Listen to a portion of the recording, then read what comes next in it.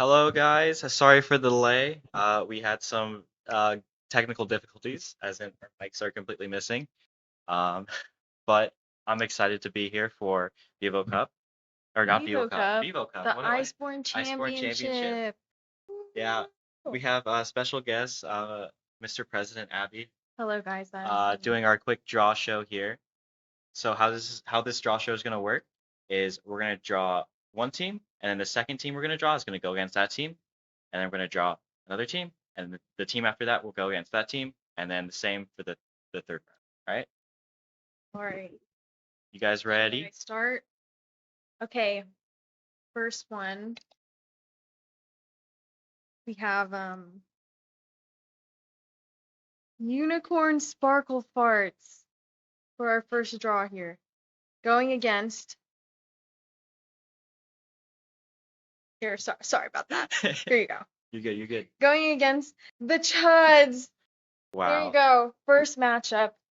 Good luck. Good luck. the battle of names there, right? Okay, next one.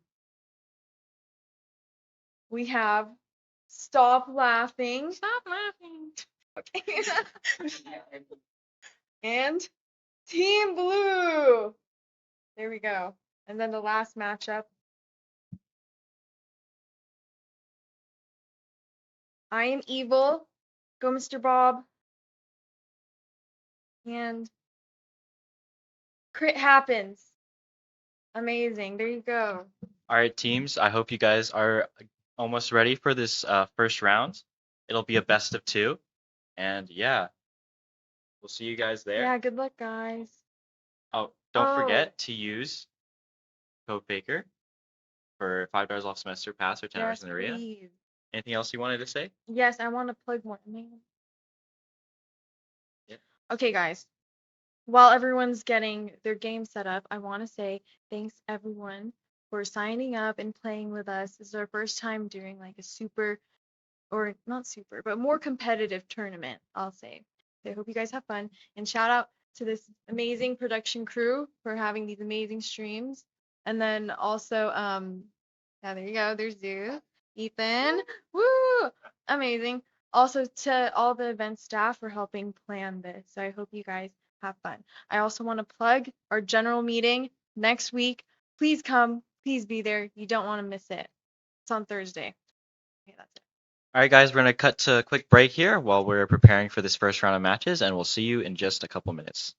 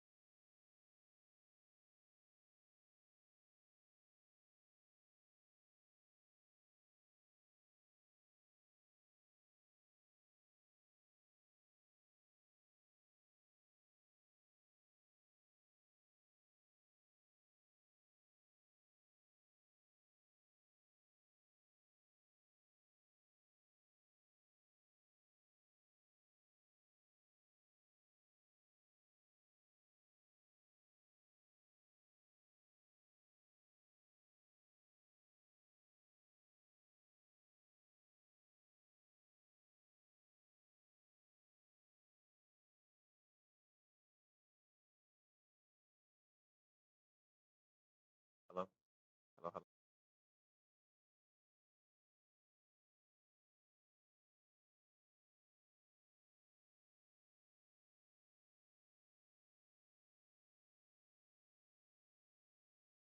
All right. Hello. Welcome to ICEBORN Cup.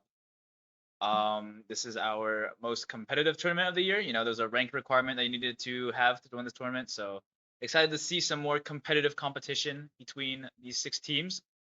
You got anything to say, Aiden? Um, it is our most competitive tournament and our most discussed stream setup yet. Um, like I kind of mentioned earlier, we had some technical difficulties. We had some computers crying on us and microphones that went missing. So hopefully that won't also mean the games will be scuffed. And that hopefully also won't mean that you won't tune into the stream just because our setup is a bit worse. But as you can see right now, I am holding a headset mic as our mic right now. So we'll see what we can do with what we are given right now. Yeah. And we'll get in the draft shortly. So 6 teams. We didn't get to play the trailer because of the technical difficulties. But if you did watch the trailer, you would know your 6 teams. You have Unicorn Farkle Sparks going against the Chuds right now. Sparkle. Oh, Spark. Unicorn. You said Sparkle Sparks. Unicorn Sparkle Farts, I'm sorry, going against the Chuds. Stop Laughing versus Blue, and finally we have I Am Evil versus Crit Happens. So some very good group stage games. And as a reminder, no one today will be eliminated. This is for bracket seeding for tomorrow, and we'll have to see how these games go. I'm very excited to see some of these teams. Yeah, What? so basically how this format will go is we just drew for the first round um, of this. It's not really group stage, more like I don't know how to describe this stage, but each team will play a best of two against another team, and then we'll do another round of that, and then you'll get points based on that and get seeded into the bracket. But actually, I think we are just starting drafts. And right now, I believe the game we are watching is Stop Laughing versus Blue. Or yeah, Stop Laughing versus Blue. So That's Enoch's team versus or Gael's no, team. Enoch's team versus Gael's team would be that'd be I Am Evil versus Crit Happens. Crit Happens is I Am Evil is Enoch's team. I do apologize for that. It's been a long day. I forgive us if we do kind of throw some mistakes, but this is I Am Evil versus Crit Happens for the last time. That is the final verdict. Yeah. So if you see right behind me, we got a Rel band and then also an Oriana band. I believe this is Felix's I team? believe so. Felix? Yes, Yeah, I believe so. Felix's Oriana. He's actually our premier mid laner and our highest ranked challenger player. So his Oriana's very scary. I've seen some screenshots of some post games, so definitely something to fear. I saw like a 20 something kill Oriana, which is not what you want to see. I don't know if you've ever been in a game with a really fit Oriana that can just one shot you with QW, doesn't even have to ult or anything. Just if I can turn the mic this way, so Yeah. there we go. And it seems like they're taking a while to decide their next ban.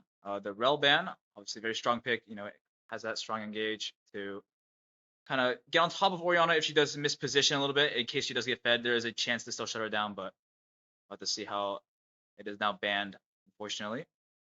So we will have to see. See what the second band is here. This ban has been taking quite a bit. Any predictions of what the ban might be? You know, maybe a ban towards one of Viego from Ryan. Ryan, you know, obviously the team captain for Crit Happens. You know, very prominent shot caller for them, and probably going to be their leader. I mean, they are the captain, right? So we might see a Viego ban come out, but we'll have to see if anything is. This ban is taking forever, man. What is that?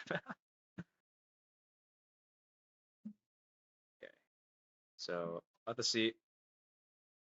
Is there some technical Is difficulties? there more technical difficulties right now that's happening? That'd be fantastic. Oh, Not seeing anything in in-game chat, so maybe they had to pause or something.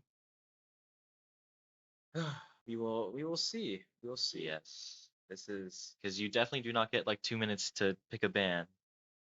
it's gonna be a long day, fellas. Gonna be a very long day. Hashtag NA production. So true though. So true. So true. Well, as we wait, we saw in the trailer that this is Chewy or Brennan's first tournament, and he is going straight for the top. Brennan was not able to participate in Bevo Cup, and as we mentioned right now, we will play the trailer for you guys right now. Do we have the trailer? Dude. All right. We'll be right back. As we watch the trailer. Conquering the cold indeed, as our 6 captains are finally getting ready to take their tolls on the rift here and compete to sit on this Iceborn throne. First game, we did miss draft. One of the teams forgot to send the draft blanket, is what it is. Happens. But we will be diving in shortly right now. It seems like on the side of Enoch's team, Enoch's team, we have a Senna, Ambessa, Lilia, Seraphine, and seems like a Nasus has been drafted.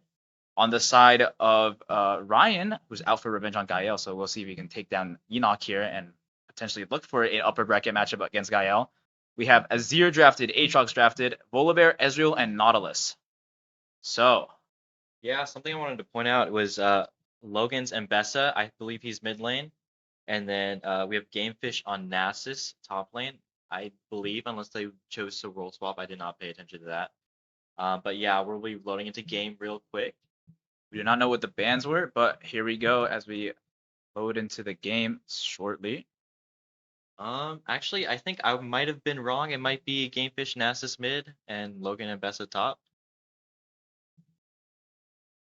Let's take a look here as we get ready for our first game of Iceborn Cup. We need to do some fixing right now, as this is going to be a bit of a long day for us. We do apologize once again. We did not plan for this to happen, I promise you that.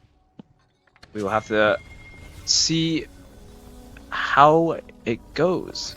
Right now we're trying to pull up the current stream onto your screens right now as we get ready to watch this first game.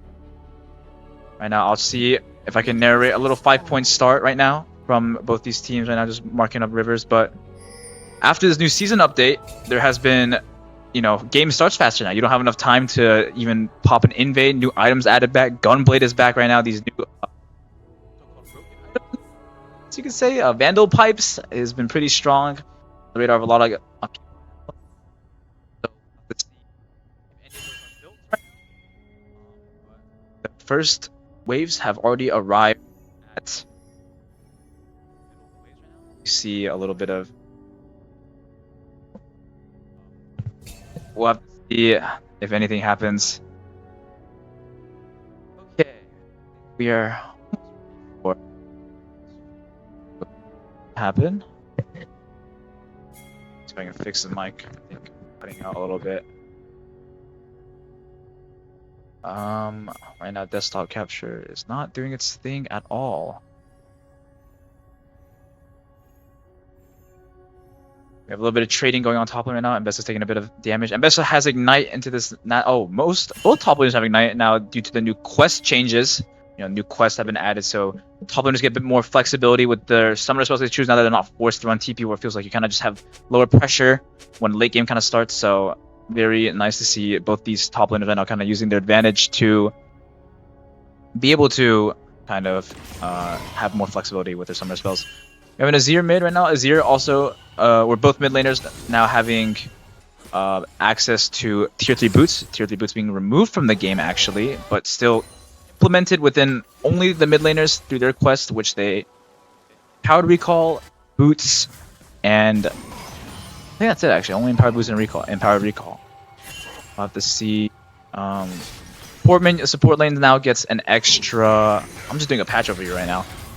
Supports now get an extra control word slot for them, and we are in the game actually now. That is fantastic. So you see a little bit of trading, and there's a Nasus mid actually. Nasus versus Azir mid, the two Shuriman brothers.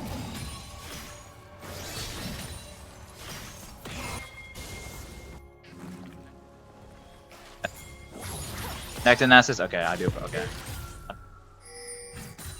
Okay. Goes.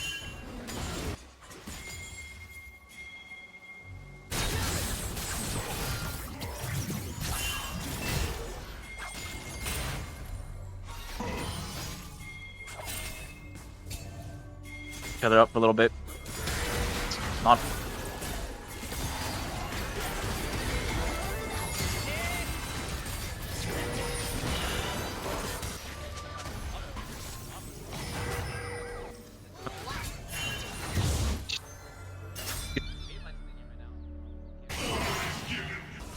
A little to get a bit more vision.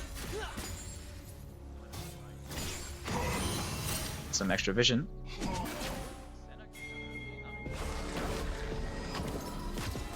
Steam. Okay, Lily right now and pretty aggressive to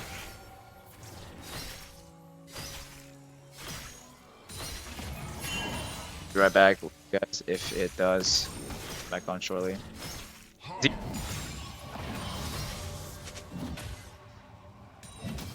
Check this lane.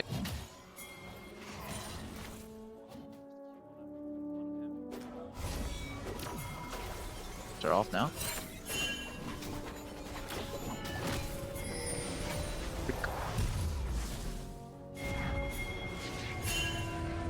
Are we good?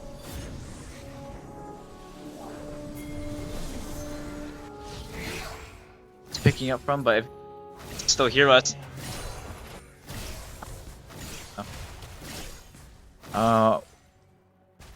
It is, yeah. Something is definitely picking. I'm not sure if it's this mic here. I think it is this mic. I believe it's this mic. Yeah, it is. This mic is still working. As you can see right now, we have just a bit more. Oh, Azir. Oh, I think he's just okay. I thought Azir crashed for a second. All right, thank you, Mr. Thank you, Zeus from production. See here, bot lane, Senna trying to recover a little bit. Ooh, Hook just barely misses Senna there. That would have been devastating for this bot lane.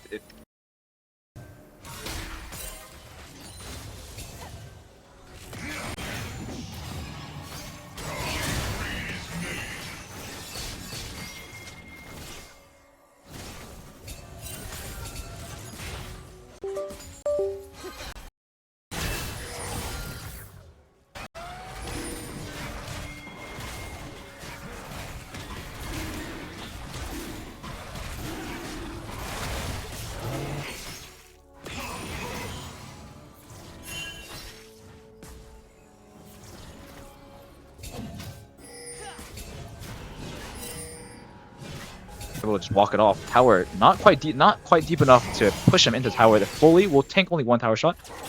Nasus now taking a bit more. Still doing just fine though. You can see will be able to just want to stack and Bessa going in for an aggressive trade here. These two top laners playing pretty passively considering they both just want to kind of fight early in my opinion. Yeah, something I want to know with these top lane changes that gives you the TP once you finish your quest. You can take combat sums in top lane now, so it can be a lot more volatile. Yeah, absolutely. Here we go. Gamefish might be caught out here by the Volibear gang. Stormbringer does come out. I forgot the old name. Fuck. And we'll just be able to walk it off actually. Here the stands will be popped, and Stormbringer will be popped. Nothing else seems to happen. Seems like everything is going smoothly for these two teams. Other than that one Senna misstep, everyone was able to walk it off. Gamefish did have to pop the ghost there during that fight. Seems like that's going alright. Senna takes more damage. Yeah, back to that first blood onto the Senna. If you're playing Senna Seraphine early, you don't have that much incentive trade power. But we see it spike break off, or trade break off top side. Seems like it will just end in a little stalemate. Shake of hands, per se. Volibear is hovering topside, and you notice the towers now have little crystallines, and they stack up over the course of the game, and will give you some extra tower damage. So a very different season than the last Noxus season. You know, more split push oriented, I would say. You know, it rewards kind of wanting to sit back and kind of just let the game take its course. Oh, Nautilus roamed up, finds the hook on Logan here. Logan might be in trouble. Public Execution comes out, will hit Nasus, but Aatrox World Ender will catch up. Flash Burn, and Logan will just walk it off, man. So many of these red side members just barely getting away from the clutches of blue side here. Yeah, and we see that red side bot lane able to get a quick plate off of that Nautilus roam. Because they commit 3 top side, and so they can just push bot for free, and then we see Cecilia also bot side trying to take Krugs. Seems like Ezreal is trying to stop her though. Ezreal will connect with the W. Finds nothing else though. Q. Mystic Shot will go wide or go short. Nautilus rolling back down bot lane right now. Coming slowly down. Ezreal moving back up. Mystic Shot did come out, or ooh, Nautilus hook does not find it. We'll see. Just auto cancels it. Ooh, Nautilus might be in trouble here. Lullaby comes out. Nautilus will just go down here. It seems like. Who will the kill go to? It will go to the Nasus. I'm not sure if he stacked it or not, but you see our second kill of the game since that sentiment step, and it will come from the support, another support off the side, off blue side. And that will even out the game a little bit in terms of gold. Only a 400 gold lead for red side here. Yeah, quick Nasus stack check. He's about at 121 9 stacks at 9 minutes. I'm not a Nasus player, so I'm not sure how well that is, but that sounds pretty scary to me. Seems like, again, top king will just take a trade against Logan. This Nasus or this Aatrox just trying to find his groove in the game right now. You know, Ambessa, I would say, does have the upper hand on him early game, but you see him trying to walk up pretty aggressively. And you have to keep in mind that these guys both have Ignite, so they're trying to fight all the time. But I would say Ambessa does have the Grasp plus Ignite instead of the Conquer, so she just kind of wants to go in, go out, stack up grass as much as she can, while Aatrox kind of wants to force a longer fight with that Conqueror. But see another room from Nautilus here. Just clears out some vision, you know. Yeah, with this Ambessa with Grass plus Shield Bash, her trades or short trades are really, really deadly. She goes in, proc Shield Bash and Grasp with her Empowered Auto, and in one or two of her abilities she can dash out, and it's really, really easy to get. So she did right there. Dash in, Shield Bash, procced on her E, and it's basically a no damage trade for Ambessa, as Aatrox will take a bit of damage, but nothing too serious. Azir still just with that insanely strong neutral game, pushing this Nasus completely off his way right now. Nasus will try to just force his way back in. This Q does heal him back up a little bit, gets him nice and healthy to grab the other ones. We'll grab 2 out of the 3 stacked minions there. Seraphine's abilities connect onto Ezreal. Not a whole lot found though. Ezreal dashes in for an aggressive Mystic Shot, but we're not finding anything. My bad. We'll see here. Aatrox looking to fight again. World Ender does get popped here, and he is committing onto Ambessa. Ambessa, do you have public execution? Will just fall. Aatrox with the World Ender will kill Ambessa. Pop the Ignite. But Ambessa didn't have a chance to pop her Ignite there. I think earlier she used public execution on Aatrox, might have missed it. But Aatrox will go down. Nasus now with...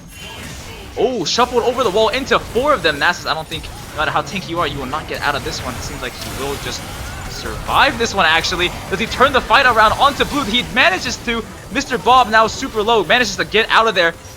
And as you see, that fight has been completely turned as to what looked like an insanely good fight for blue side, managing to shuffle the Nasus over into 4 of them. Nasus will pop his ultimate and actually manages to survive there with the Seraphine's Encore managing to find 3 of them too. That is a huge turn for red side, managing to find 3 kills and a Drake there. That is huge. Yeah, this Nasus passive is kind of disgusting with that, you know, just lifesteal. It might just be like a really short passive, right? Just straight up lifesteal. But it's really disgusting. Not only in lane, but especially later game in these team fights. If he's just able to hit enemy champions, he's able to survive for a lot longer. So you see, he even caught me off guard there. I thought he was totally screwed there when Volibear popped Stormbreaker on top of him. But seems like Nasus will be living through that one and being able to tell a tale. Now Nautilus will hook another minion, but does force the flash out of Seraphine there. Funny trade down there in bot lane. Seraphine down a flash, Nautilus down a hook.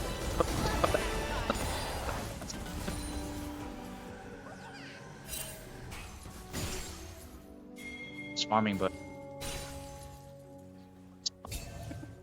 let's see the quest progress button. The options to that.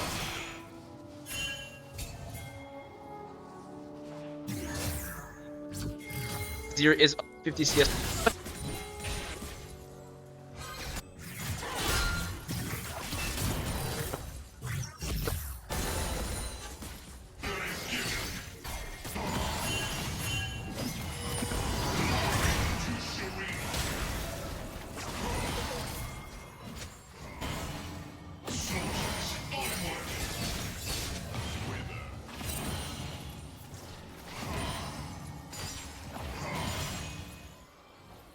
Steel tournament.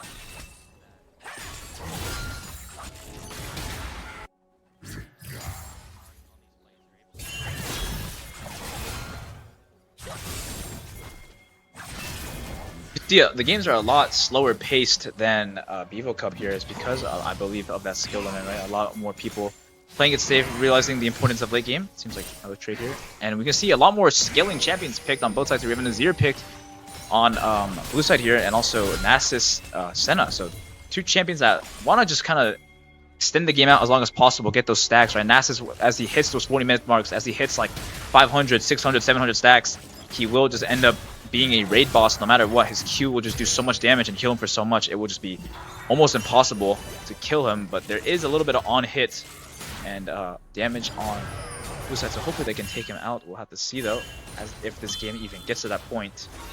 Right now, a bit more trading going on. Mr. Bob hovering bot side here. Aatrox looking for another trade on Mbessa here. Has the Conqueror stacked up. This is Q. Will hit the Mbessa Public Execution comes out. Aatrox Bullet Ender comes out too. We'll have to see both of them exchange ultimates. Ignite Burn on Aatrox. Mbessa still has hers, but Mbessa is ticking down quite a bit. Now Top King will just walk back slowly. Has a lot more health. Will pop a potion, refillable. Mbessa does not have any. Mr. Bob coming back up to try to help out his top laner here. Mr. Bob trying to get a lane gank in. Seems like he will be able to dodge the vision. Nope. Gets spotted on the ping there, as you can see. We'll have to see if any movement comes out after seeing this Lilia topside. Doesn't seem like there will be though. Still, Volibear looking for an invade possibly. Gets spotted on the vision too. Volibear just runs across the mid lane and we'll find nothing. Nasus had to burn his ghost there. I'm not sure what happened. I think it was a shuffle trade there, and Nasus, unfortunately, the ghost does have to go away. Yeah. You might just be able to take it for free. The turret will get hit by Lily though. Nasus pops ult as well. Nasus Q comes out, airborne. Mr. Bob finds a sleeping lullaby, finds 3 asleep. Nasus will collect Azir like a token, and now he is walking them down slowly with his ultimate, but the Wither makes him catch up really quickly as Nasus Wither basically an exhaust on a 3-second cooldown, and oh my goodness, that Q with the Crystalline proc will do a lot of damage on that turret there. And I wish we had the replays today, but we don't. But that was a very nice ult from Mr. Bob there. Enoch finds 3 of them with the lullaby, and Nasus walks up with the empowered damage on the sleep, with the empowered damage on this Q as well. We'll just collect Azir. Minion basically. Azir just goes down. Pride Force finish now. It's just gonna.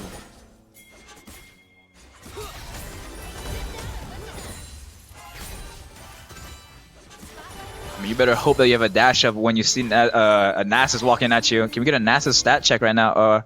Stacks check. He is currently sitting at like 282. That is pretty good. At least it sounds pretty good. For Smolder, that would be execution reached already, but you know they're not the same champion. Mbessa now proxying. Aatrox will miss the Q. Q goes wide again. Sweet spot's not hitting. Maybe won't matter though. Misses the third sweet spot. Mbessa will just walk it off. Seems like everything. Just a little handshake again. Top side. Big team fight coming down bot side. It seems like blue side wants to kind of fight here, but knowing that Nautilus hook does not connect. Fight does break it.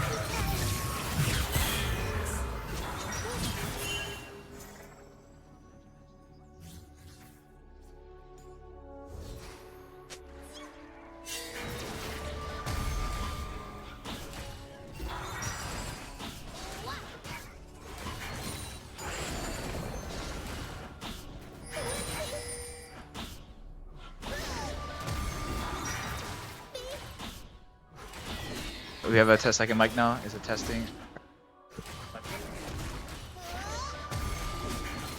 Cast the game. Let's see. Mr. Bob on his Raptors right now. Just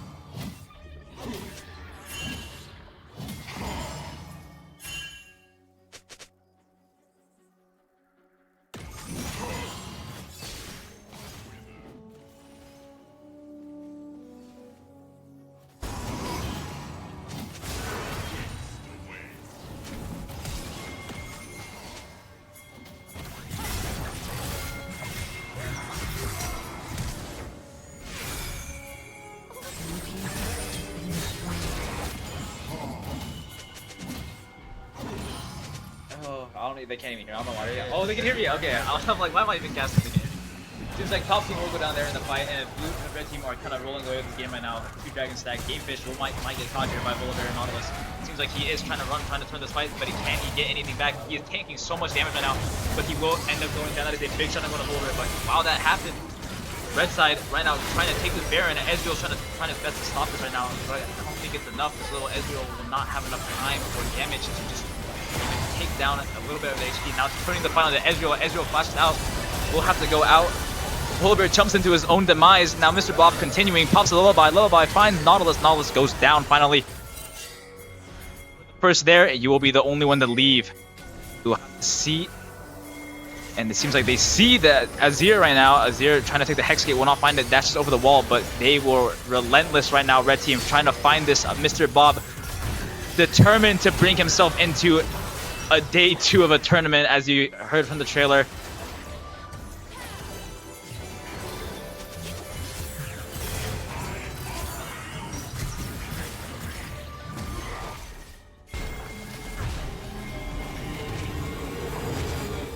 Red team is kind of just running away with this.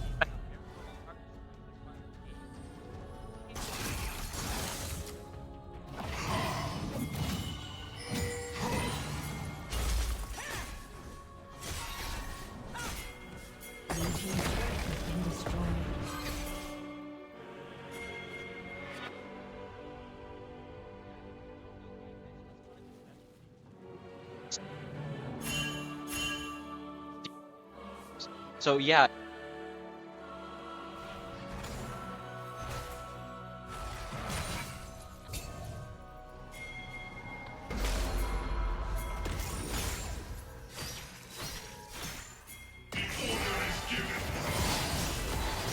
Let's see. Hello. Okay. I'll just grab it. I'll just give it to you when we're talking. Yeah. Okay. So now red team looking to siege this blue tower here. Mr. Wither comes out onto Azir now. Seraphine E will find the Azir, but no follow-up will be found. Who's on the backline here? Volibear, you are in the backline of 5 of them. I don't think you want to be there. He will go down as assumed, and Mbessa Public Execution will find. Shuffle goes out on the Mbessa. Mbessa does not go down. This Azir turret does not do enough damage. Not enough items on the Azir for the turret to have any meaningful impact right now. 3 will go down on blue team as red just disrespects them completely and will continue to push their way down here. Rift Herald popped and driven into a wall. Not sure if that was a mistake, most likely was. Now, tier 2 being sieged now, more plating stacked up for red team. Yeah, and we see while that happens, I Love Blankets, Logan, he's in the top lane pushing, being a good top laner, making sure those side lanes get pushed in to make that siege easier. And now, we see blue side having to commit a member to top side to get Baron buff, it is too damn devastating right now. We'll have to see. Wow, they will respect the more members coming up right now to try to defend this tier 2. But that turret did take quite a bit of damage. Baron buff still has quite a bit to go. Still, oh, never mind, just ran out, I believe. Sorry. pushing in bot side too, just to make sure this side just feels pressured here to catch all the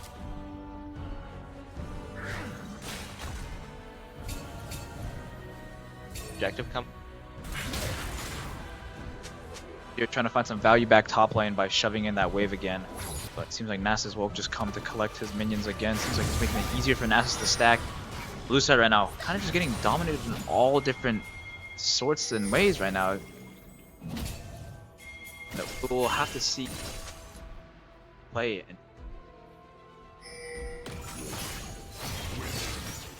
Growing bigger and bigger and slower and slower now. So we will have to see. Aatrox coming in, shuffled onto Nasus, will be found here. Nasus pops the ult. Seems like he's going down here. Aatrox might take Azir down with him, and does take Azir down with him. Aatrox now trying to chase after Nasus. Nasus will get away though. Aatrox now might turned on right now. Lilia slowly walking up, no passive stacks yet. Volibear here to help out his Aatrox top laner right now. Lullaby will connect onto the Aatrox. Volibear, Stormbringer comes out, will not find anything. He takes so much damage from this team, and it is just a microwave melting him down. Nautilus comes up just a bit too late.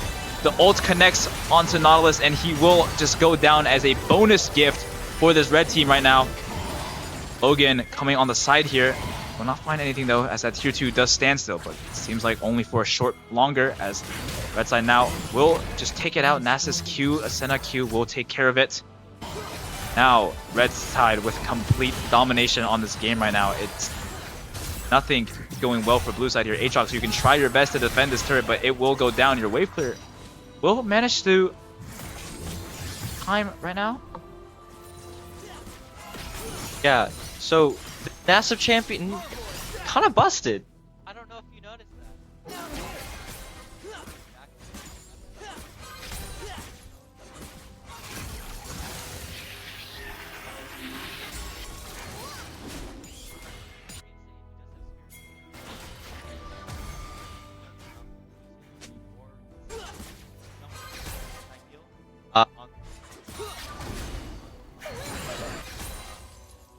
Be upset. They will not be building anti-heal. They will not be building. It seems like they might build anti. Hopefully they build anti-heal, but Ezreal will complete a Sarotas instead of a Mortal Reminder. But no anti-heal on the side of blue right now. Which team was crit on the side of Crit happens right now. Not sure if that's an slight oversight, but they have a Nasus, Seraphine, and Senna. You would think they would want at least an Oblivion Orb or a Executioner's Calling on one of them, but it seems like Aatrox now might be in a bit of a trouble right now, fighting 2 for now. 2 more hovering behind him. Pops World Ender. Can he find anything on that? Thunder Sky healing out in Power Auto will keep him on for a bit longer. That sweet Q spot burns Flash for nothing, but now Azir has to shuffle away Nasus back into his own tower. Swarminger comes out, will hit the tower. Tower goes down. Nasus still just not dying though. This Q will heal him for so much. Will manage to trade a Volibear back in return too. This Nasus is so damn ahead, and he can just fight whoever he wants right now. And another dragon, which is Soul for red, will be picked up. The lead is now almost 10k in 8k gold lead for red side. Yeah, and Gamefish knows exactly where he needs to be. He's in that top side because he knows his team wants Soul. Soul's coming up. He's top lane trying to bait. Mr. Bob is just able to get that.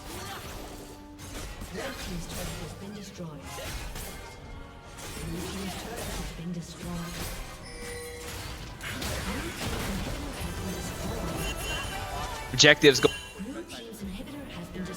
3.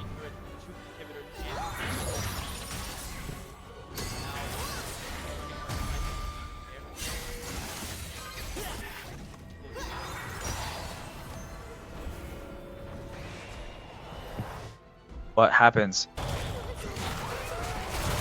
Hi, sorry stream. I'm just here to fix it. Yeah, only speaking of this. Speaking of this side, okay. How's that stream? Okay. Good.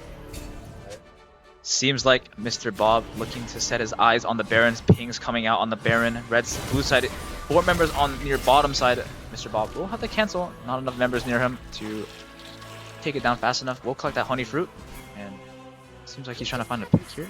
Trying to bait the Baron, perhaps. Trying to find a pick before they do take it. So just have Prio in every lane so they can.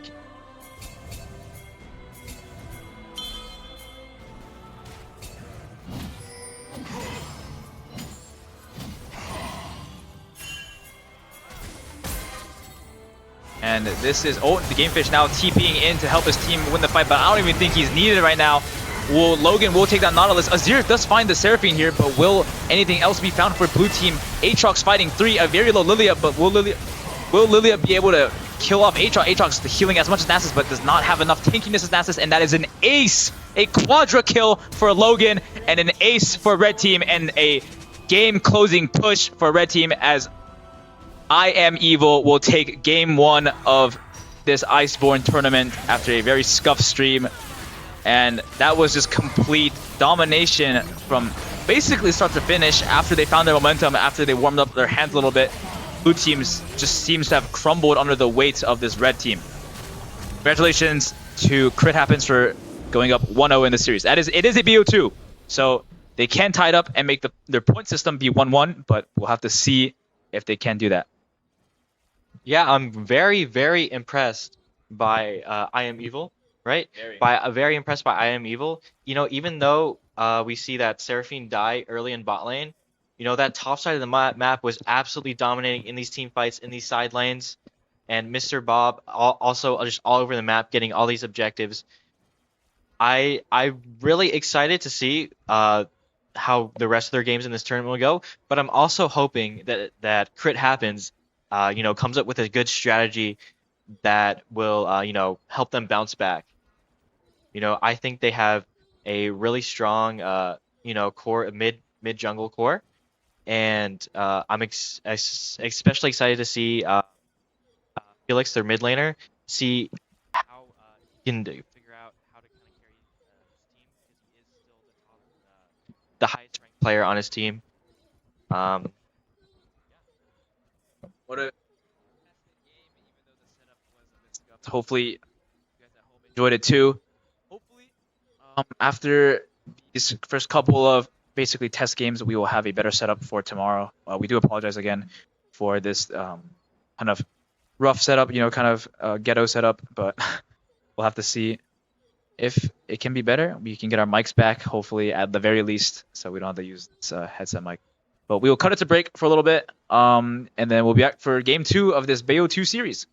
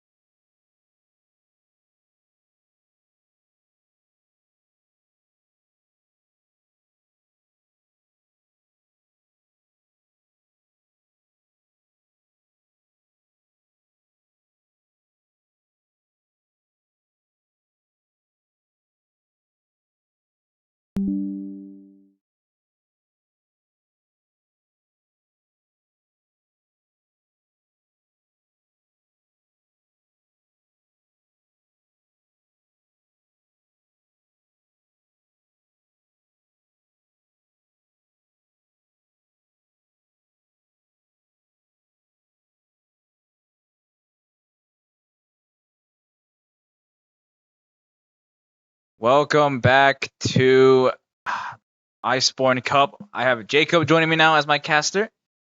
Hello, Jacob. Hello. Yeah. Welcome to the setup. Very nice setup here.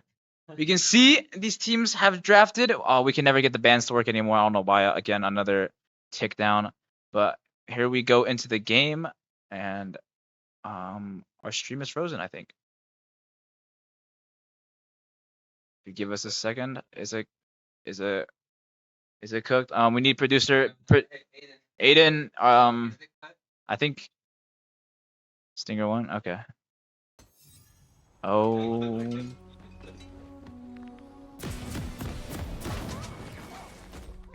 This is so.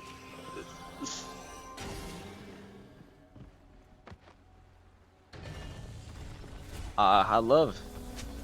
1 second. 1 second. Oh my goodness. Do you have to go face camless? Oh no, we're good. Alright, I'll do a bit of the narrating as to what's happening on the map right now. We have a bit of a congregation. Oh, we're good. Bit of a congregation towards bot lane. If we don't have the cameras, bro, at this point, just at least we have the game up, man. If we're picking a mic in the game, it's good enough, honestly. Okay, we have cameras too. Let's go. W Aiden. Okay, we have a bit of a scuffle going on already in the bot side here. Snowy Knight, Poppy drafted. We'll take a bit of damage here from a Smolder Recon. Let's talk about the draft real quick. We have Logan has his Aurora and Mr. Boff has his Graves. How do you feel about that? That is insane. Giving Logan the Aurora is super nasty work, to be honest. That's his signature pick. Oh, Poppy gets a stun onto the Rakan.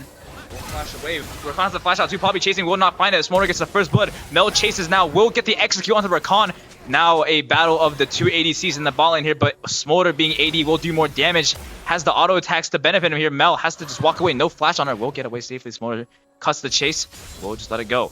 Now, Gamefish, another top laner mid. He played Nasus last time. I'm not sure. He was playing Nasus mid. Oh, that's so good. Absolutely took over the game. Now he's playing Cassante mid. Gamefish is a top laner, so it is not unusual to see him playing top lane champ, and it is a benefit to him as most of these mid laner players will not have seen, these matchups as a whole lot, and it's, mages all over the place, kind of, assassins. So it's kind of weird to kind of insert a tank fighter like Cassante or Nasus into the middle of this and kind of see how they adapt. Yeah, especially playing a tank into an assassin like Zed. Any assassins playing into tanks is like a nightmare lane. Like you never get to kill them. You don't kill them early and you don't kill them late. It's so horrid. So like the matchup should be pretty much a free skill for him. And also he gets to fill the tank role for his team, right? Because we saw Logan went Aurora top. We don't have a tank on the top lane. Poppy will be like a support Poppy, so she will be fairly tanky, but it really helps to have like Gamefish fulfilling that role on the team. Absolutely, Gamefish filling in big shoes right now for his team. As we see right now, this Zed is trying to whittle him down, but will not be doing a whole lot of damage here. Gamefish hits him with a Q. Actually, will not hit him with a Q. Poppy now looking to find something here. Mumu walking topside, and our stream is frozen. Oh. Oh, we are a bit behind though, I think. Mumu now with the top game will connect the bandage toss onto Aurora. Aurora will just will just jump away. Seems like Mumu now taking a bit of damage. We'll get the Ignite proc down. Slowly get away. Oh, tries to go back in. in. Does not connect. Hits with a it. minion. Now Graves here, Mr. Bob now on the top lane, trying to work his way in. Cassante will connect on the Zed here. Zed taking a bit of damage here. Now bot lane now in a bit of a scuffle. Rakan engages. Find the Poppy. Poppy's steadfast presence, but A bit not too enough. late. Too late. Steadfast. Both junglers now. Mr. Bob now invading. The Raptors respawn on a Mumu. And it seems like things will settle down a bit. Yeah, looks like Amumu got reset. We see Graves invading his chickens. Let's see where Amumu ends up going, if he's gonna be able to spot him out or not. No, he looks like he's going to his bot side. So that's just gonna be a free chickens for Mr. Bob. Mr. Bob will enjoy those chickens now. Flame Spitter kind of connecting onto the Aurora here. Will do a bit of damage, but nothing too much. Harpoon shot does not connect. Smolder slowly stacking right now. Poppy's recall will get stopped. That is a bit of a tempo stopper. And Mel will get it off though. We have to see here a bit more trading in the top lane here. Cassante, mid lane doing fine. Everyone is doing good. TP comes out from the Smolder. Poppy gets engaged on Barracan. No steadfast presence popped yet. Really Will good job. I mean, Poppy has been stopped like 3 times now. I don't think she realizes that that bush is warded. That first stop should have. That bush is.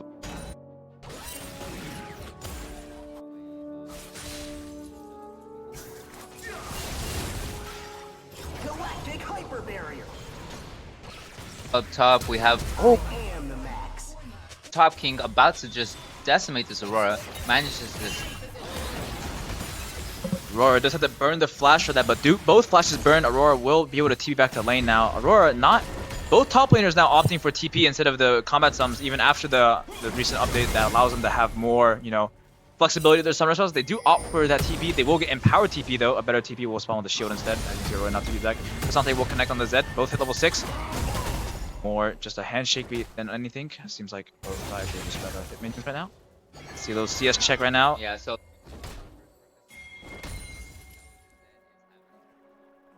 Cassante just looking to be tanky for the Zed and this Smolder in the late game to see if they can. Drop the mic. We can see. We'll have to see if this Amumu or Rumble can maybe step up on the AP department, because this Cassante will be very tanky in terms of armor wise. Aurora will connect the Q onto Rumble. Nothing else. We'll recast it. Cassante Q onto Zed. Nothing else. Flame Spitter comes out. Rumble wants to kind of fight here. Will get the electrocute proc on him. Chunked out quite a bit actually. Now has to just walk back slowly as he's getting whittled down even more. Flame goes back in, tries to make the trade a bit more even, but will just ruin it for himself even more. Now a top dive looking. Poppy flash E's into the and will just explode. Between Worlds has been popped too, but there is no need for that. Very overkill, but will find the Rumble regardless. That was a very nice flash E onto the Rumble there. yeah, very nice setup from the support and jungler. Honestly, I was surprised to see the Poppy up here. I was not looking at the map. Amazing setup. Now she looks like she's gonna follow the jungle, get her reset, but amazing setup there. Wow. Well, who actually get the kill? Oh, Poppy got it the went kill. to the It went to the Poppy, but that is not the worst. That is still CS denied for that Rumble. You want that Rumble to be behind. Aurora and Rumble matchup, it's kind of a ditto matchup, you know what I mean? They really play the same way. They're good early, they're very good late, they have a lot of burst late, and they just want to bully each other and like scale. So setting either back is just nothing but beneficial for the other lane.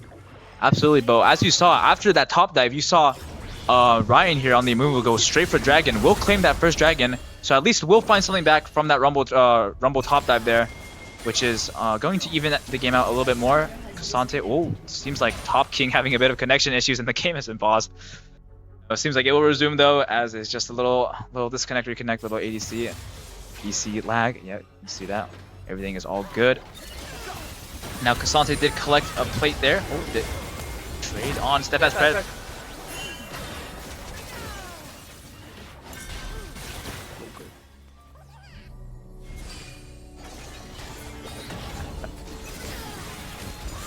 Just random.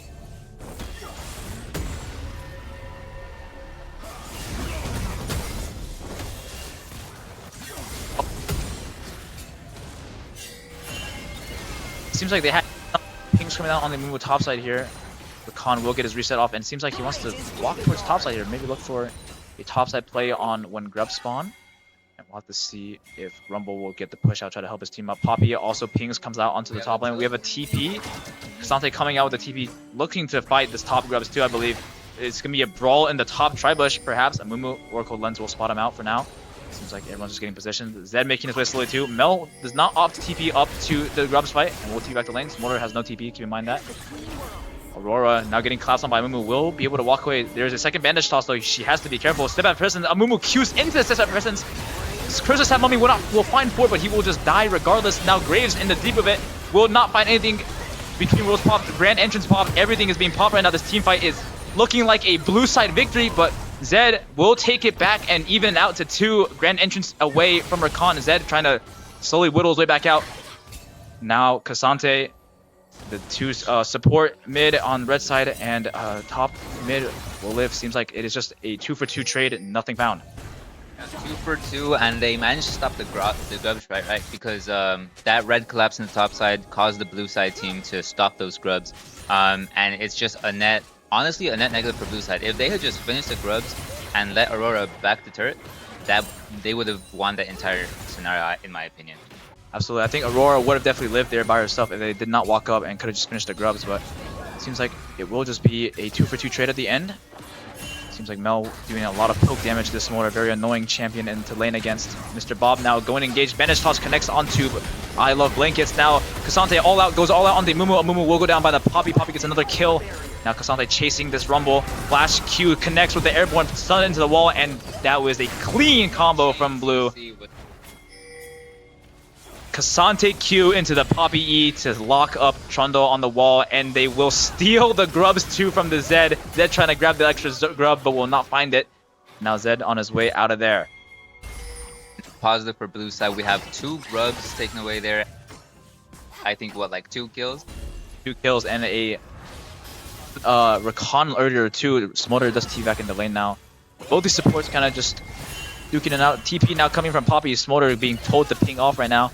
And now Poppy comes in the lane, will throw the Rammus thumbs up and just walk away slowly. Poppy with an unsealed spellbook, and from what she has been spells to exhaust right now too. Set up for this dragon that will spawn up shortly. Seems like so is this team. Amumu now pathing bot side, trying to find maybe a fight to take. Kasante will not find anything onto the Zed, will not connect. The dragon, perhaps. King's coming up, was warning them.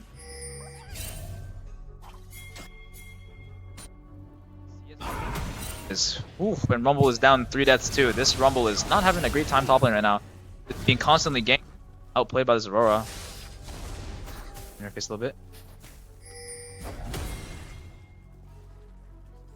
22 seconds.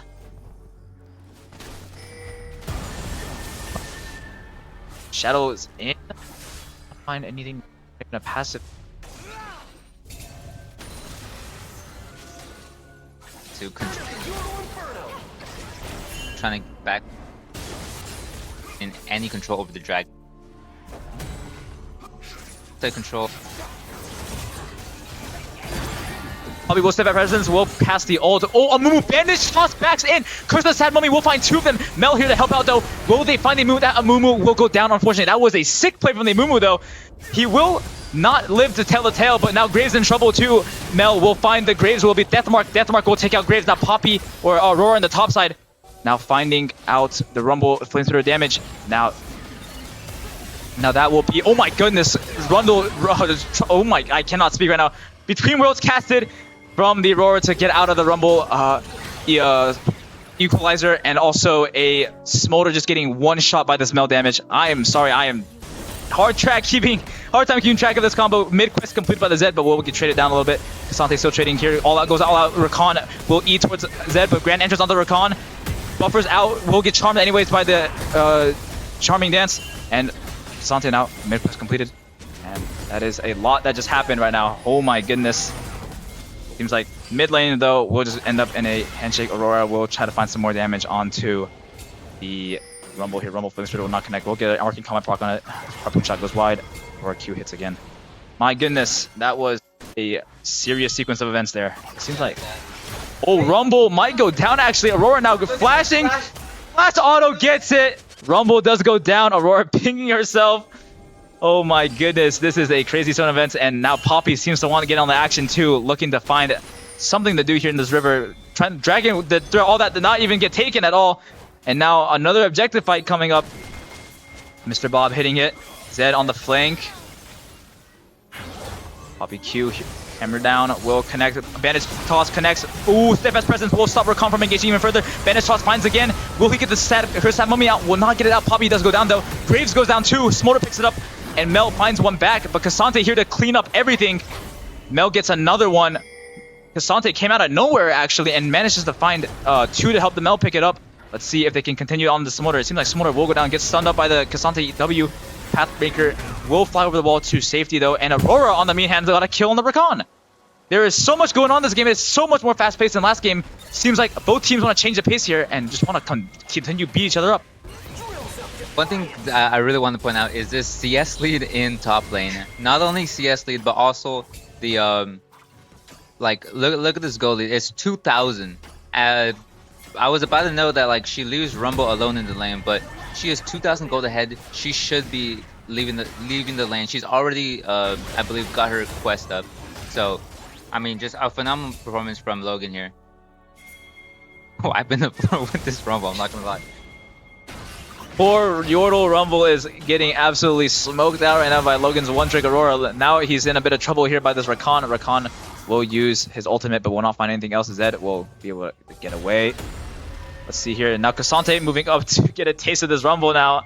Seems like everyone wants a piece of this Rumble now. Dragon still has not been taken through all this still. I am so surprised that that has not been taken yet. And a constant... And oh my Logan. My goodness, this has been a chaotic game compared to the last one. We're slow, methodical, and now everyone switching the pace up, saying, hey man, we gotta change something up. And it seems like something has been changed, but not beneficial for Red Team. Yeah, with the Zed kill there, I mean, that should have just given the go-ahead for Blue Side to take that Dragon, which they did. I'm fairly sure they spot the Amumu up here on the Rift Herald, so they're gonna make their way here. Cassante is about to get collapsed on though by enemy team. Can he kill the Rumble before he gets... Seem to get out the Sante and able to get out. Sante seems like he will find it regardless. Now Aurora on the other side of the map fighting right now. We have no idea what's going on over here. Zed gets out of there just fine. Seems like Lockett will be Poppy wanting more. This Poppy man is so aggressive, walking up everywhere, just trying to find that E into the wall somewhere, get this team a little bit of momentum to just continue. I don't think they need the momentum though. They have a lot of already, but it seems like seems have cooled down. Mr. Bob will be double camping this one out. Very clean double camp. Poppy gets the recall stopped again. This Poppy has not been able to recall, it seems like. Aurora is now getting another plate down bot lane. Zed here to match it. And it seems like both teams looking to post back up on the Rift Herald, like they did at the other objective. Fight at one point, reset, come back and fight it out, reset again, and fight it again. But to see if it is a recurrence here, it seems like both supports will get the back timer off. Yeah, we saw a lot of vision contesting over for this Dragon, right?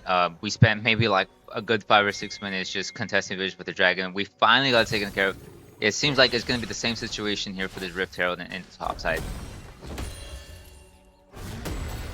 Lead for blue side here, double the kills, but Dragons are equal.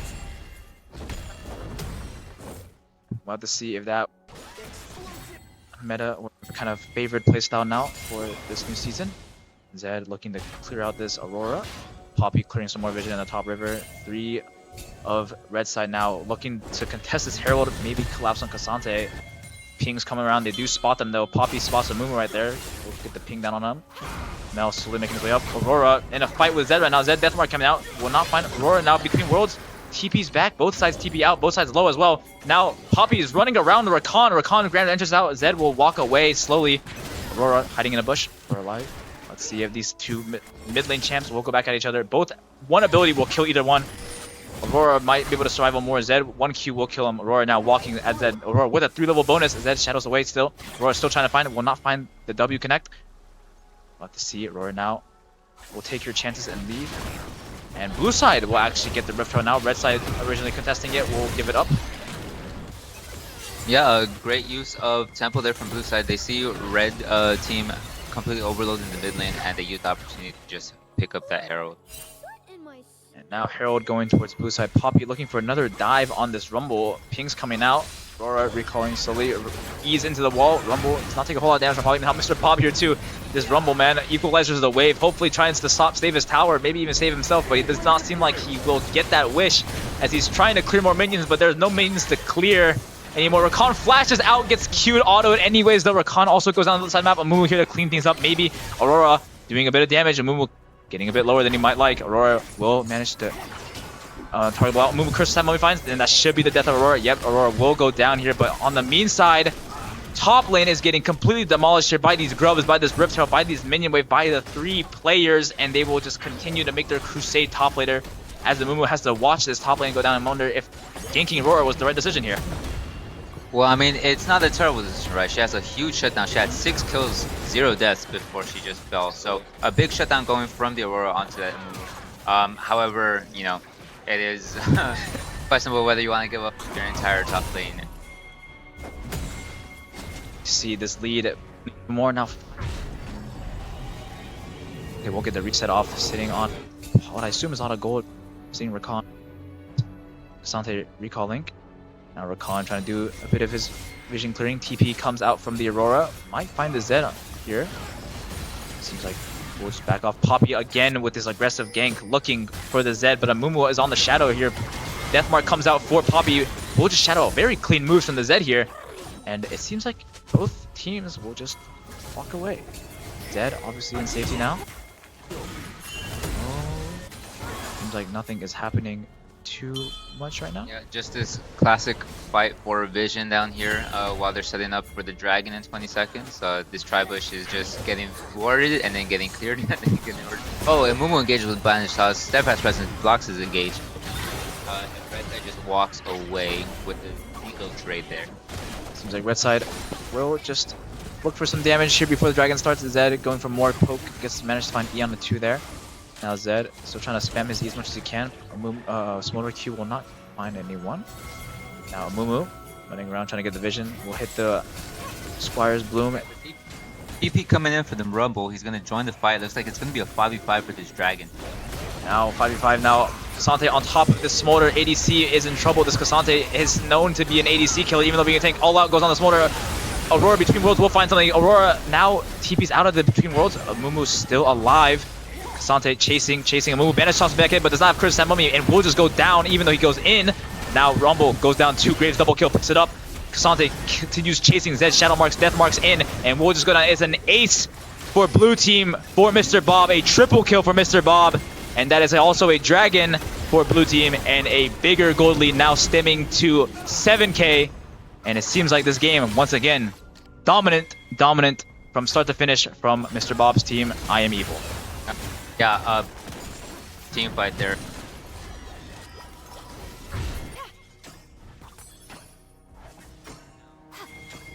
What is it?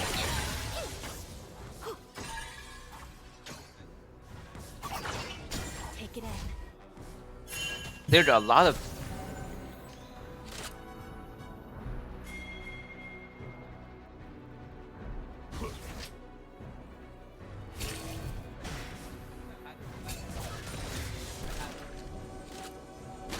see if this Smolder can carry, because this is the only scaling champ that they have on their team right now. Rumble maybe he can pick up some work, but he's been set so far behind in this early game, and red side, or blue side, sorry, just keeps on scaling and keeps on clearing vision, as his Poppy just loves to do that. Looking even more, looking for maybe, oh, looks into the Hex flash over. Do you want to be here though, Poppy? We'll clear the ward and we'll just maybe get caught. Grand Entrance will airborne Poppy. Step Presence does not connect to anything. We'll Blast Cone out of there, and Power Blast Cone from Chemtech Dragon will help her greatly.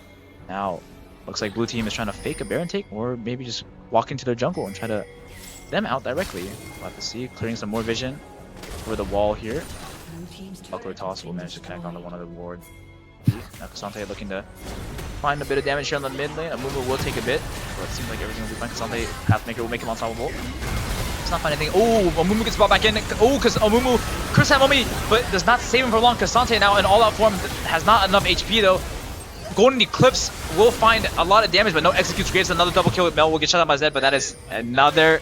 I can only imagine you just walk this down, don't you? Like, yeah. This is, I mean, 20-second death timers. You at least get a turret and then go drag. I mean, Baron now. I believe this might just be the game-ending push here. You have your Aurora still up, you have your Graves still up, and Cassante's all still up here. They might just actually no minions there. I think it looks to just reset. Red team a bit of a blessing here, no minions, and not long enough death timers for blue to end here. But that was an insane team fight from red side here, trying to prevent it, but does not find anything in the end. Chris Samami will find a lot of them, but does not save him. Oh my goodness, these KDAs on red side are not looking too hot, but hopefully the Smolder, now with an Infinity Edge completed, will be able to find something to save their game with.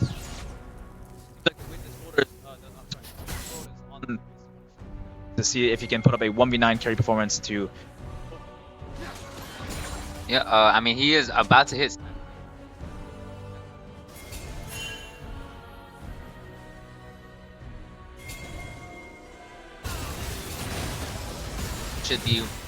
It should be when he gets his Elder buff.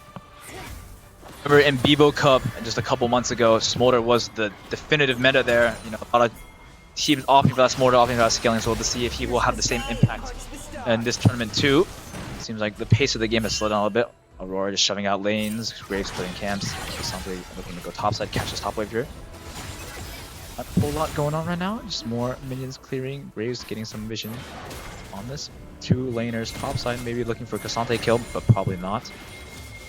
Seems like red side will group up on this red buff here, maybe looking to see if Poppy will overextend again, try to catch Poppy. Poppy knows better than that and will just walk away, and Mumu manages to clear the vision out. And Poppy still looking for this engage, very aggressive Poppy here, walking up further and further. Well cleared wood again. Now, Cassante and Rumble are in this bot lane. They both have TP up, and where this 4v4 can turn into a 5v5 very quickly. Reset off, maybe anticipating that TP. His equalizer ult, maybe he might be behind, but that equalizer ult still does have a lot of impact on this game right now and how these teamfights are determined. Cassante does not offer Dragon Spawn. Really trying to shove in wave right now to connect the Qs. State. We're trying to shove up wave before this dragon spawns, trying to maybe get an advantage down there. Rumble or Rakan getting ready as well. Poppy walking up, clearing some more deep vision, trying to get some deep vision as well to be able to set up for this, make this drag fight easier. Gamefish getting ready. Getting ready for... So it seems like everyone is just on this bush right now, trying to pop anyone that walks near sight. Amumu is trying to clear his grubs, but will have to just, or his Gromp will have to just walk away though, as this Gromp is given over Aurora. Now damage. Oh my goodness, that's a lot of damage for a QE combo from Aurora there. You look at her item, she has 3 items. That's a Death Cap, Blackfire Torch, and the Shadow Flame. She is going to hurt. Compared to Rumble's 1.5 items, yeah, she like 1 QE combo, I can imagine it's going to chunk like half health. This dragon, like red team, will just probably give it up. Probably do not want to contest this fight. It seems like it is. Walk back up top lane, and now they are just both kind of hitting minions now. This pace of the game has slowed down dramatically, and maybe I just jinxed it because now the fight happens. Aurora TPing in, or Aurora TP from Aurora, Zed will TP in. Equalizer comes out, manages to catch the Poppy. Poppy goes down, but the Amumu is so low. Mr. Bob on the backline does go down by the Rumble. Rumble finding that impact. The Smolder execute will take down Cassante, and that might be a Baron for red team coming back into this game with that Smolder execute. Now Aurora sitting in this bush waiting patiently. Will find the Rakan. The damage is there, but the burst is enough to take down Rakan. Finds the Rakan. Aurora, will you get out of there? Does get out of there. Finds the E on back onto the Smolder. Now, do you go for the Baron still if you're red team? Your jungler is dead. Your support is dead. I think you have to cancel. It is a even trade thanks to Logan. Yeah, I don't even know what to say there. That was a crazy, just the bunny just sneaking in bush. Oh my god, look at how much that does, man. Like, what do? You just got such a good team fight in the river. You go to Baron and you just got chunked. Your entire team got wiped away by just a bunny in a wizard hat. Aurora does a lot of damage, just save the game state, potentially turning on its head right there with those 2 kills. And Thankfully, so on the side of reliefs from blue side here. And you'll see here, Poppy again clearing vision. No more vision on this top side of the map, jungle here. Both teams resetting now after what was a close team fight to swing the game. Let's see, both teams calming down. We'll get the enhanced Rift Scuttle now. Now, red team grouping topside again. Now, I will note the Cassante is down here with the Rumble in the bot lane. Only the Cassante has the TP. So this Rumble is not going to be able to join this fight at Baron. Let's see if they do opt for the Baron fight entirely. Now, that TP buff does make it quite difficult. Pathmaker will connect on the Rumble. Rumble is taking quite a bit of damage. Will be able to get out. Maybe not, though. Cassante looking for the... Maybe all out. Will not let him just walk away. Tries to push him back into the wall before, but will not find it. Now, red side just trying to deathball this. Seeing that they can do. Rumble trying to fend off this Cassante. Now, Poppy taking a bit of damage. We'll just be able to steadfast presence out. Cassante now TPing in to this. Seems like they want to pull the trigger right here on this Baron buff. Maybe. Graves is getting his reset though, so I don't know if this is maybe a bit of a TP that was called a bit too early, but it looks like they are trying to set up this Baron. Graves got his reset and is on his way now to the mid lane. Now steadfast presence comes up for Poppy. Poppy will be looking around right now. Will find no one else. Khan taking a bit of damage from this Aurora. Just a couple of auto attacks though. Edge of Night does go down on one of the players. Zed still has his up. Now Poppy, Ping's coming out saying, let's look at this Baron. I'll try to force it. They know the vision is cleared out, but still have a couple wards they missed on the bottom side here. Aurora looking for an angle possibly. Will not find anything. Comes out. When a Pathmaker comes in, but that Smolder does a lot of damage. Bill, just a bit of a stalemate right now, trying to see who pulls the trigger first. Amumu flash. Yo, flash Q does not find it. First time Amumu does find two though. Equalizer comes out. Cassante trying to fend off this Aurora. Aurora will find no one with the ult, but Graves will find the Amumu. Smolder will take down Mel, and Cassante right now just tearing through the Smolder. Smolder goes down. That is a big carry down. Cassante trying to chase, trying to peel for his Poppy right now. Zed recalling, trying to get out of there as fast as he can.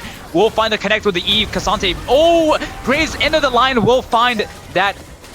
Zed recalling, and that is a double kill for Mr. Bob again. Will find the finishing kill onto that Rumble as well. Great snipe by Mr. Bob, finding that Zed recalling, and will be a Baron take just now. And Rakan, left with the scraps of his dead teammates, will just have to recall and watch his Baron go down. Yeah, devastating team fight there for Red. It really seemed kind of like, you know, in the air for either team. Smolder was getting a lot of damage down. Zed was getting a lot of burst damage down. Like on a lot of people that were grouped together, but that Aurora just dealt so much damage. Once the R went down, chunked like half health of the entire team. Just sad to see. Very close. Still not as close as the one we saw earlier. Blue team with the Baron buff looks to just group mid and hopefully end this game with their Baron buff still activated. It seems like they will turn a little pit stop down here, get this Fade Light. Cassante or force this vision. Score. Blue side prioritizing vision over everything, man. They are just on it on vision, getting every scuttle, getting so much vision control, clearing out so much deep wards, and just overall great map control from side of blue here. And now Rumble TP's in onto this mid wave here, trying to find maybe what it is the last fight of this game. Rakan looking for something. Pathmaker will connect onto the Mumu. Mumu's Chris Samuel will find a couple. Aurora between worlds. Smolder Mom calls it Mom. Will not find anything else though. Aurora goes down. Smolder with a double kill. Smolder, can you turn this fight around right now? Cassante will go down. Triple kill for Smolder. Smolder is so handily taking this fight back into his own hands, and that is a wild fight. Aurora or Mel does find two more. Can she find even more though? Will connect onto the Zed. Zed taking health bars right now, blinking on both sides. Smolder and Mel trying their best to keep both of their teams afloat right now. It seems like they will deny this dragon for blue team here and will take it up themselves. Yeah, we got to it. The Smolder came online. Yeah. You know, the classic UT tournament meta. Smolder came online. He is just devastating. That Elder buff does so much work for the red team when they're so far behind. The Zed still has a lot of burst damage. The Equalizer found like 2 or 3 good targets there. Did a lot of burst damage as well. Just like a very favorable outcome for this red team. Maybe giving them some morale to keep this game alive. Absolutely. Both teams now kind of spiking on items. We saw earlier Rumble now has completed both of his items. He has completed Liandry's and... they changed the icon. Oh my god, it's actually slipping me. Bloodletter's Curse. Sorry, it is slipping me. The icon changed. It confused me a little bit. But now Lala's Curse and Liandry's completed onto this Rumble, and they will be doing a lot of damage now. Amumu, I'm assuming, also has the Abyssal Mask. He does as well, so that magic resist is basically none here from this, just shredding through all that magic resist now. Now, more vision clearing from this Poppy. We'll find the Rakan. Rakan taking a bit of damage. We'll just grand entrance out of there. Sante clearing more waves, and now this game is now back to only a 3k gold lead, as was before was an 8k gold lead. Red side have brought this back with on the arms of Smolder, this champion man, still finding his way back into the meta somehow at UT Austin here. I mean, at what point do we just ban the champ? At one point do we just say you cannot kill a Smolder? I guess this tournament is like a good attempt at curbing it because we are doing Fearless this tournament, right? So this Smolder might be saving their game, but it's the only chance they get to use Smolder to save their game. Keep pulling out this. Was that previous one?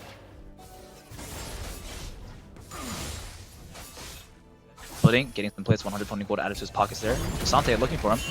Not finding out. Zed has a level up on Kasante actually. Kasante down, oh my goodness, down 90 CS almost to the Zed. But Zed up 7k gold? Jeez, man. What happened to this Zed? Just farming away at 7 kills, just farming away at these turrets too. Just up so much gold, full build now. Zed Kasante almost there though, with an null magic mantle, getting ready to hit his last item. Now, red side coming back after the resets. Poppy has that elixir pop right now. Level 13 Poppy, level 17 Mel here, recalling both game resets. Mr. Bob still clearing his camps. Now, Guardian Angel completed on the Smolder. You have to kill him twice now. So, very, very big presence on the Smolder now. The hands rest on the Smolder on red side, but on blue side, however, you have two carries to deal with. You have to deal with this Mel and this Aurora. Which one do you focus if you're red team? That's a good question. I think you had to focus the Aurora, right? I think she has more burst damage than the Mel, and it's a lot scarier to deal with. So probably focus the Aurora, deal with the Mel after. A very difficult decision. Do you target the Mel that has unlimited range, what it seems like at this point in the game, or the Aurora that will just assassinate you if you step too close to her? We'll have to see what red team has to choose here in this team fight. Here one still alive for blue team here. Seems like it will not be alive for much longer though. Smolder coming in. Oh, Flash E does not connect with the Smolder. Just got it off bitch plate. Equalizer comes out. Smolder will flash out to save his life though. Mom comes out. Gamefish taking a lot of damage. Elder buff procced on him now. Aurora finds between rows. Will connect onto him. Aurora goes down though. First time we will find two. And Gamefish all out will not find anyone. And red side have flipped this game completely off the back of this Smolder and will demand a win in this best of 2 series. Golden Eclipse will find the Zed, but that is all that they will find here. Maybe a bit more if the Smolder gets reflected and will kill the Smolder. The reflect on the Mel will find him. Now, what do you do if you're red side? You have to pull the brakes now because you're 3 dead now. You may have overextended a little bit too much trying to greed for this Mel. That might have been the biggest blunder of this game so far, trying to overextend for that Mel kill. Oh my goodness. It might have been, but also look at this gold graph. We are tied. There was an 8k gold lead 10 minutes ago, and the game is pretty much tied now. Look at these items. Zed is at full build. He hurt so bad. If he finds any of the squishy targets, Mel, Aurora, Graves, that is all of the damage gone, you know? If he does what he's supposed to do as an assassin, like I think this really has turned the tide. This game has certainly taken a toll for the worst for blue team here. Soul still not even claimed. We're 36 minutes in. No Soul has been claimed yet. Elder not even on the table yet for blue side. We have to see. Now red side has to target those objectives more. Baron's still up. Just spawned in. But oh my goodness. Team fights from red team have certainly turned around. They have stalled long enough for these carries to get online. Rumble online now. Zed even online now too. And Smolder, the most important one of them all, online now as well. Guardian Angel, I think, proc that fight. But as you can see, he greeted a bit too much. But it seems like now setting up for Dragon 10 seconds. Amumu looking for an angle right now, desperately trying to find something here. Zed walking up. Kasante will get a Q in on the Mumu. Amumu Qs into the Kasante Pathmaker. Ensemble will not find anything though, just burning from the Smolder. Smolder just free hitting so much uptime. Mom gets called down. Kasante tries to Pathfinder out. Aurora gets fined. Oh my goodness, what is happening right now? Graves finds Rakan. Rumble, Flame Spitter in the Zanya's trying to find something. Graves will walk out of it. Graves with a double kill. Aurora goes down though from the Zed. Zed with a double kill too with the follow up. Graves now picking away slowly. Aurora, or sorry, Smolder, do you want to walk up? Amumu seems to want to hit this dragon. Who's that recalling that booster? Mel has to recall, take it back right now. Amumu is taking health bars slowly trying to get this dragon now. It seems like it's going to be 3 dragons. Mel's TPing and Graves is just cleaning up the mid wave. Looks like the red side claims that dragon. It is 3-3 on drags. We have a 37-minute game and we're about to contest for the last soul in 5 minutes. This game has just gone off the rails. The kills do not speak for this game at all. Maybe they have 20 more, something more, like almost 20 more kills than them, but the gold lead is even, the objectives are even. This game has been a treat, gentlemen, and we will have to see how these carries will act around it. This Mel now super strong, still 12-2, has a bounty on her head still, but that bounty is meaningless now that all builds are basically completed. Zanya's almost done on the Smolder, on the Rumble as well. As you can see here, slowly, this game has been a treat. Now, both teams looking for this Baron now. Wards will come down, a little trade. Oracle comes down from this Rakan. Now, Mumu. These Mumu engages have been huge for this team. It is dependent on you, Mumu. You need to find at least 2 for the Sad Mummy to be able to, you know, at least give Smolder a lot of uptime to kind of free hit and get his stacks going. We'll have to see if Mumu can have that same impact right now.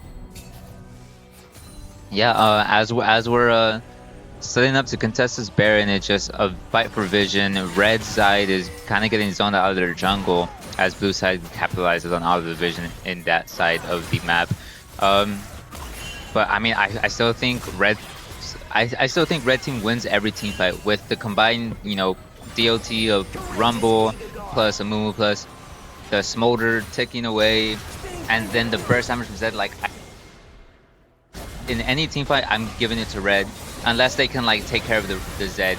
Poppy comes in now though. We'll find an engage here. Aurora, well, between worlds, Mom comes out. We'll find the Zed. Zed is dead though. That's the big damage out of the game. Now Mumu or Smolder all alone with his Cassandra on his back. Cassandra will find the Smolder. That is a huge kill. Now Rakan alone. Mumu tries to go back in onto the Aurora here, but we're not finding anything. Pops goes golden. Now Rakan watching his Mumu just slowly go down. Cannot do anything here. And red team might have just fumbled this comeback. Rakan does not even get over the ledge with the grand entrance. Aurora cleaning him up. And it is an ace plus Baron for blue team here as they hopefully this time will end the game with this Baron buff. We will see, we will see. None of these waves are pushed. They're stalemated at the middle, so no, they don't have a wave to actually make anything happen with this Baron. They're just gonna have to reset, but by the time they get to a wave, I mean, red side is gonna be back up. Let's see what they can do too. Yeah, it seems like, again, just another Baron claim, but nothing out of it, like, directly after the fight. The timer is still a bit too short. This blue team to capitalize off that Baron buff here. Zed, as you can see, are already back up. Smolder back up in 3 seconds. Rumble back up in 1 second. As you can see, just have to shove in the waves. These waves have been the death of this blue team now. That is twice now that a Baron buff has basically gone to waste to end the game because of these waves. Have to see, can red team pull another fight out of nowhere? The gold lead could be going back towards blue, a 2k gold lead, but at this point in the game, that gold lead is meaningless. These items are basically all fully completed. Just Zed, just Cassante and Rumble needing to finish up a bit more, and Aurora as well, finishing that Zanya's. Mel almost on her Banshee's Veil. Everyone is spiking right now, almost on that 6-item spike this game. Is Rakan pops his ult, will go in. Does he find anything though? Steadfast presence, Rakan might go down. Rakan goes down from Mr. Bob. Mom gets called in. Will get reflected though. Mr. Bob will also have his Guardian Angel up. Shrapnel shot from Rumble will not find anything. No damage found. It seems like blue team now looking for the march with the Rakan dead on the side of red team here. Seems like blue team can finally look for something now. We're walking up aggressively, looking for that between worlds to find someone. Now, Cassante walking up aggressively, looking for this, finds the Zed. Poppy! Rakan now, Poppy has been killed, but has found the Zed as well with him. Graves has killed this Rumble as well. Now this team fight is looking good for blue. Can they finally make this ending push right now? Smolder, you're still alive. Can you save this game by yourself again for the 5th time, what it seems? But I do not think so. These damage, the turret damage is too much. Here, tower 1 goes down. Smolder still looking right now, trying to find this cannon minion, get this tower to be able to live a bit longer. But the second wave has just appeared. Smolder trying his best to look at this wave. Rakan gets backed up, popped, but instantly rooted. Will not find any engage. Rakan is finding topside. Who's that? Graves is resurrecting right now, and Amumu will go down to this. Oh, Rakan goes in, but gets rooted instantly, and now all out Graves. Oh my gosh, Cassante all out into the Nexus, and that will finally end the game. Oh my goodness. until the very end there. Valiant fought from red team trying to bring that back. What a treat. What a treat. A very good try from crit happens. That smoker came online. Absolutely, that smoker came online. Almost had it. I mean, generally for the past like 20 minutes, it has been a coin flip game. Yeah. Oh my lord. Very valiant effort, but blue team does take the win. That is going to be a game to I am evil. Just a few too many missteps from red side here to make the comeback true. Just fumbling a little bit at Baron right there, but it is a valiant effort for sure from red team here. Almost had that game, but keep in mind, they're not eliminated. They still have another BO2 to play, so they still have a chance to make the upper bracket now. We'll have to see if these other games will finish up soon. And now we go to a break, I believe. I think we'll go to break for a little bit, and we'll catch you for the next series. We'll see you guys there.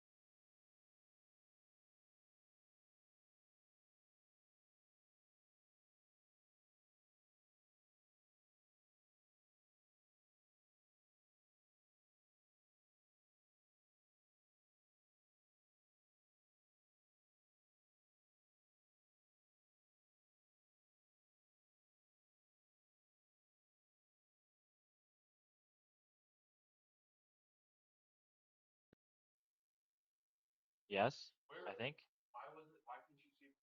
I don't know. I don't know.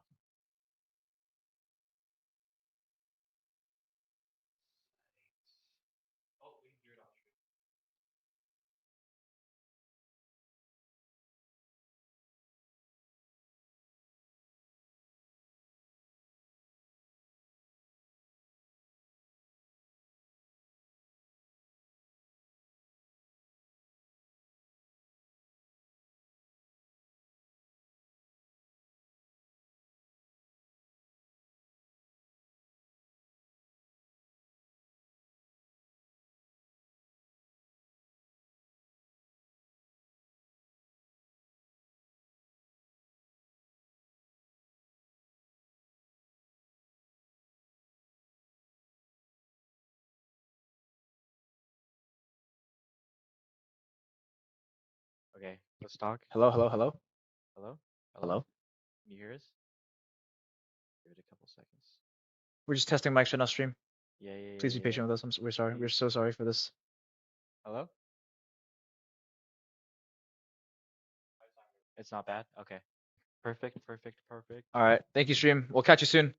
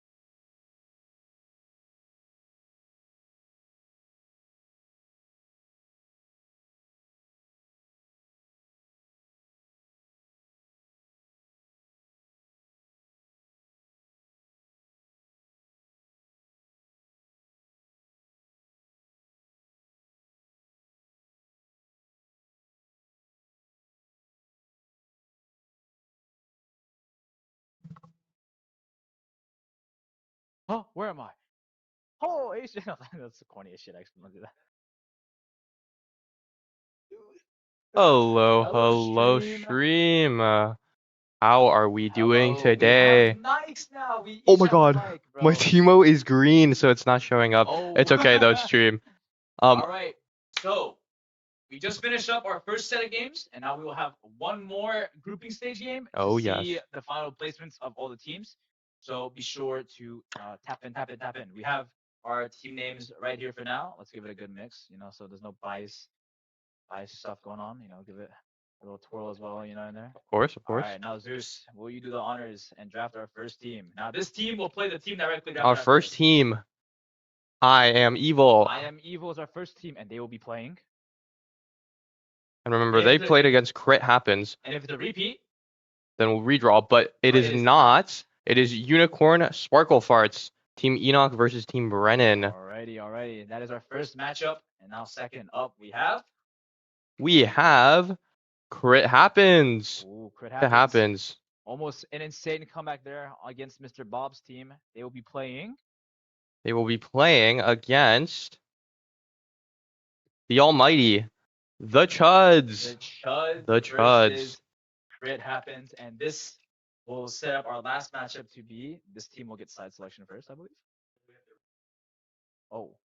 Oh, we have to Oh. rerun it because the Because last this two was- teams are Stop Laughing and Blue. Which Because, wait, hold on. and that cannot happen. That cannot happen.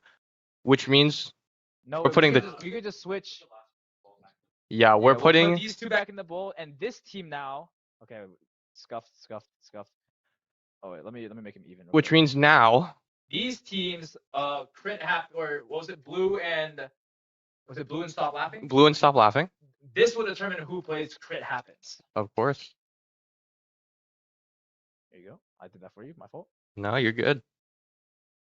It is Team Blue. will play Crit Happens, and that means since we drafted the the Chuds Chuds earlier, the Chuds will have side selection or have the first pick, and they will play against Stop Laughing.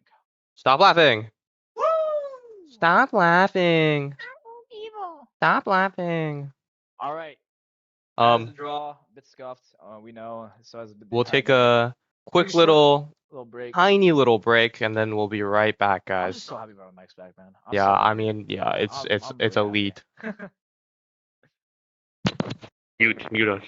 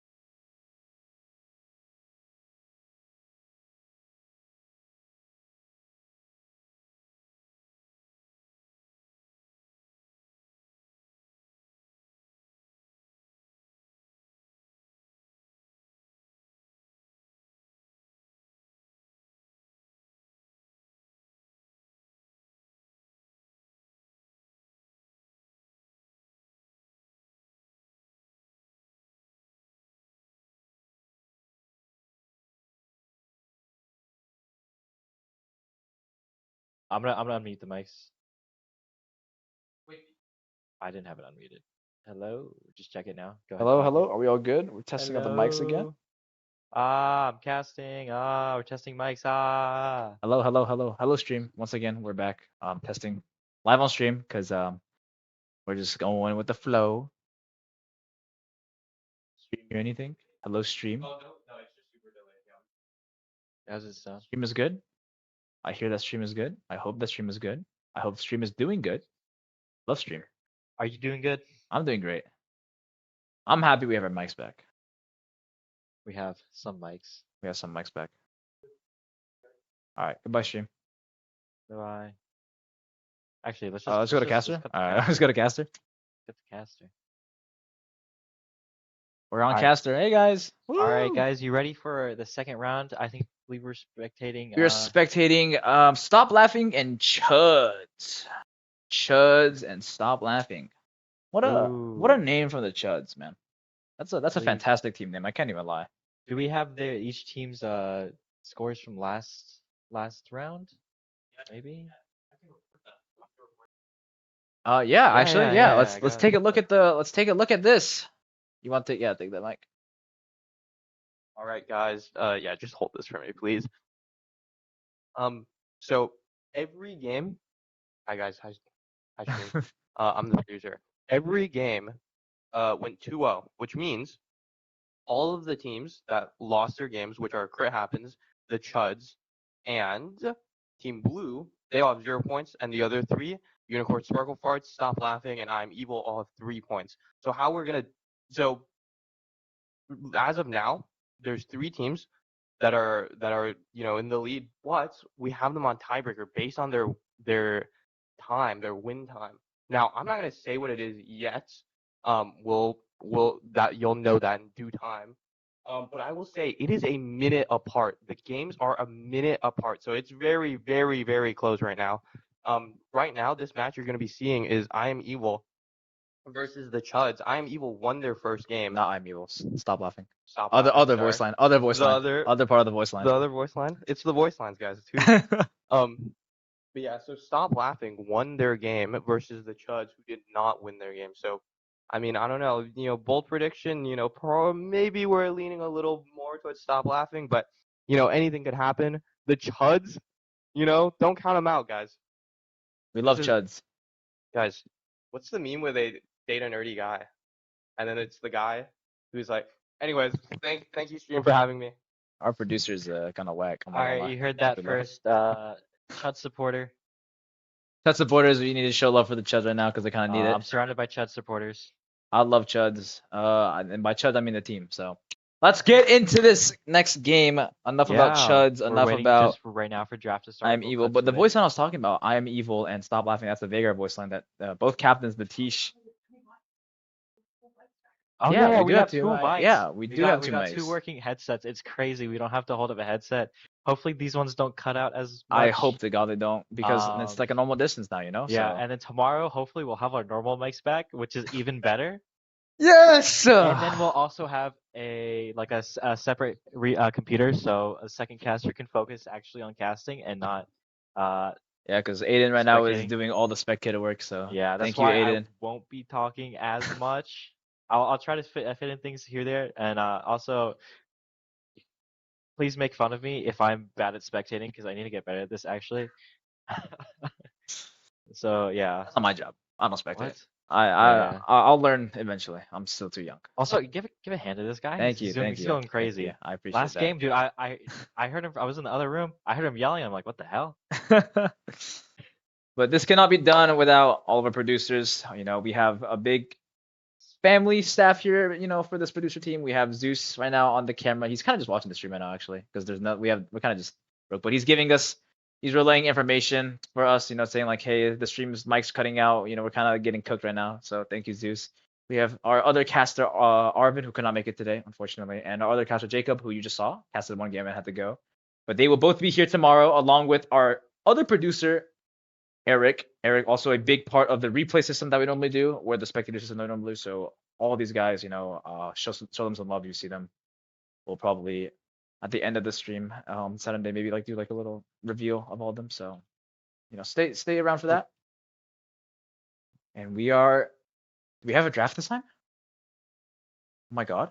I believe we are in draft. God, we have a draft, guys. This is our first draft of the tournament after a series done. Let's go. All right. Now, the sides, and we have the side names. Oh my god, this is so good. We have Chuds on the blue side and Stop Laughing on the red side. Smolder ban instantly. Fair enough. You saw a couple games, I think it was last game actually, where Smolder almost single-handedly basically brought a game back from the depths of hell almost. So Smolder ban being respected right now will get taken away. No Smolder. Zed as well getting banned from the Chuds. I think Raymond is a very good Zed player, if I'm correct. I think. So that would be something to keep out. I think we're taking out our notes right now to check and see what this next ban will have to be. Smolder Zed, two bans that are to be expected, I'd say. I think if I'm correct on that Aiden read that, or not on the What? Huh? Raymond read, that it is correct Yeah, now. we're the same person actually. Oh, we are? Oh shoot. Yeah. Are you playing right now in the tournament? That's you? Yeah. That's what I'm doing Shoot. right now. Okay. Ooh, Aphelios ban. Man. Very strong champion right now. Had to be hotfix nerfed at the end of the patch. Did he so- actually? Yeah, I he did not know did. that actually. Wow. Had to be hot. Man, it's like Because crit is like OP and he's like one of the best scaling ADC. So, and then there we go, a Jace ban. Jace ban. I have no idea who for. If you have the notes for that, please do tell us. I do not. I'm sorry if you're the Jace player. But Jace, I mean, very strong champion. Side lane. The new meta being silent. He can also kind of just do everything. He's a ranged, melee strong, early skirmisher, and lots of poke. If you engage on him, he can engage back on you. So we'll have to see here how do we respond to these bans. Aphelios ban, almost giving back the 2021 vibes when it was first released, man, or 2020 actually. It was before I started playing League even. Yeah. Lucian ban now. Ooh, definitely targeting bans. Yeah, they really don't want Schengen to have anything, huh?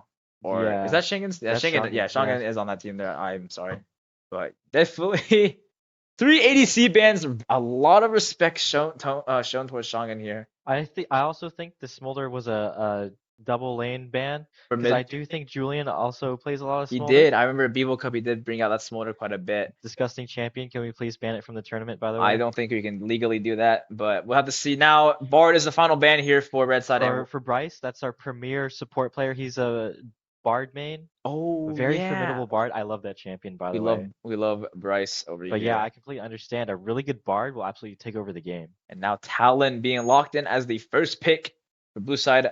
I believe Raymond does love playing these kind of 80 assassin champions. You saw the Zed ban, now you see the Talon being picked. So And there's the first pick Rumble. That's Julian's main. ooh, they disrespect Julian and Natish so much that they let the Rumble slide and possibly even Natish's Maokai main. Or is he main Maokai? I think he does main Maokai. Or Leona. Sorry. But they will let. That's how much they respect Schengen, man. That's crazy. They had to ban out 3 of the Ooh, ACs. Graves. Never mind. It will be a Graves pick instead for the jungler. The jungler Let's- being Tyler's Graves. Obviously, we saw him at Bevo Cup kind of take over a game. Yeah, that let's was- see if they do pick the Rumble here again. It'll be the Rumble again. I think just giving it a bit of time to decide on what they really wanted to play here. But the Graves locked in, and the Rumble CME will also be locked in behind that already. 2 comfort picks already on the side of right here. I'm not really too familiar exactly. with the side of the Chuds, but based on previous games I've casted at Bevo Cup, I've seen Julian on that Rumble. I've seen Tyler on that Grave, so I know they're well versed in their champions respectively. Now, blue side, let's see if they respond with. Yeah, it's pretty interesting though, because I feel like the Chuds have already kind of given away their strategy. They're going to look to play for bot side to try to disable Shongun here.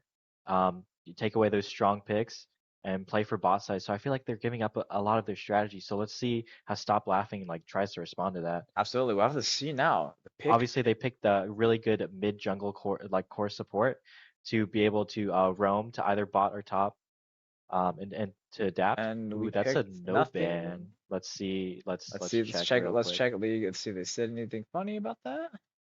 Let's See. Sorry, Mel. Mel Okay. pick. So That's a Mel. So they're hovering it here. So they're hovering a Mel here, and they're also going to, I'm assuming, get another, lock in the actual pick for this. So Mel, I'm assuming support. I wouldn't, maybe Talon jungle, maybe Mel mid. We'll have to see 2 flex here so far, and it'll be Rel support. So it most likely will be Mel mid or Mel ADC actually, because we saw that last game too. So it could be Mel AD carry with a Rel support with Talon mid right now. That's Yeah, what we I do have. believe Grace is a mid lane main. who's just who can be playing AP carries here. So it's probably Mel AP carry, um, and Talon mid, I believe. We'll have to see. Now, red side with 7 seconds, 6 seconds to pick their last champion of draft phase 1. Now, let's see. And it will be Braum. Natish was actually talking to me about this Braum earlier while we were tabling at Speedway or on the Yeah, student dude. org. He was talking about how Braum was so broken that now it's being kind of, seen as being broken, and he loves playing it. So Yeah, I definitely share the same sentiment. I've been saying that since like last semester. I was telling Premier, bro, you got to just pick the Braum. It's well, just a really good, a really strong blind pick. Any champ that can, it can pair with that can uh proc his passive really easily, and it's just really good for peel. So if you already have like some sort of other engage on your team, it's just a really, really strong support. and I do want to just point out here, that's another 80 ban. That's a Vayne ban. If I can go out the way, kind of show you that Vayne ban right there. That is 4, count 'em, 4 ADC bans, Smolder, Affiliate Solution, Vayne now. So a lot of respect shown towards Shongan here, but Shongan's pool obviously quite deep in itself. So he's probably not too concerned about which way of his chance being taken And this is a away. hen ban. Very interesting. Ooh, Ooh, no. we'll go to Going Silas. Silas. Now, Silas being one of my favorite champs personally, I love the Silas champion right now. I feel like with this new buff that he's not really buff, but the new season changes, right, with the plating, with these new items being added, his passive, his Petricite burst feels so much stronger now. It feels like it just does so much more damage. And now that you're the only person with empowered boots too, you have empowered recalls. The pace of this champion has just increased so much. And I can see why they're banning that away, because this Silas, once he gets online, once he gets ahead, once he gets comfortable in this game, he can absolutely take over a game by himself with the carries and the ults too. If Silas were to get picked this game, he has 3 amazing ults right now, maybe even 4. Caitlyn being picked too. Braum ult, insanely strong on Silas. Rumble and Graves also super strong. So that's Silas being banned away. Completely understandable from Stop Laughing right now. Yeah, and the Caitlyn pick is also very strong because her range kind of allows this Braum to kind of roam around the map and do his own thing, and it buys enough time with her range for Braum to kind of intervene and make space for this Caitlyn. Absolutely. And as I was rambling about how much I love Silas, look at that. Another Ashe ban. That's 5 ADC bans from the Chuds. They've banned 5 AD carries, and Shongan still gets a Caitlyn. You can't ban them all, but you can certainly try. And Bessa has been locked in from the Chuds now, and we'll have to see. Yeah, I think we were wrong about the talent pick. I think it might actually be talent jungle because we did. Oh, Ooh. this is a very interesting draft. Now, remember, there's a Mel here too. So this is a very interesting draft, actually. It could be Ambessa top, Diana jungle, and Talon mid, or those two could be swapped around and have a Mel and Rel support. But this is a very interesting draft right now. Very team fight heavy, I would say, on this team here compared to actually both teams are pretty team fight heavy. I feel like this team definitely relies more on finding those picks. Absolutely. With that Mbessa and that Talon and even just Diana are to just find those picks. And then Rel and Mel can help clean up afterwards. So I think that's kind of their game plan here, to like play split map and find picks and leverage objectives off of that. Absolutely. I mean, with this new changes of this new season, right, the silence has become infinitely stronger with the platings, right? So being able to have a bunch of these duelists almost in a sense, right? These Talons, these Dianas, these Ambessas, to be able to kind of just do their own thing around the map and also try to get out of there pretty safely will pressure Silence quite a bit, and we'll have to see how to stop Laughing respond. Stop Laughing, however, want to just team fight. They have the Braum, the Graves, the Rumble, just kind of catch them all out. So we'll have to see how this goes. And then the Shen to answer Silence to having the double TP now with this ult and also the regular quest silent TPs. We'll have to see how these teams adapt to the situation, and I'm very excited for this game. This is going to be a great game. Now, is there a team comp you kind of favor more? Ooh, I really do love the side of Stop Laughing just because of out of comfort, right? I think Julian on his Rumble, one trick, he was talking to me about it. He was like, dude, you got to play these AP mids. They're so broken. They're so strong. So just that Rumble pick given to Julian is pretty insane. You can't count out red side though, right? Or blue side, sorry.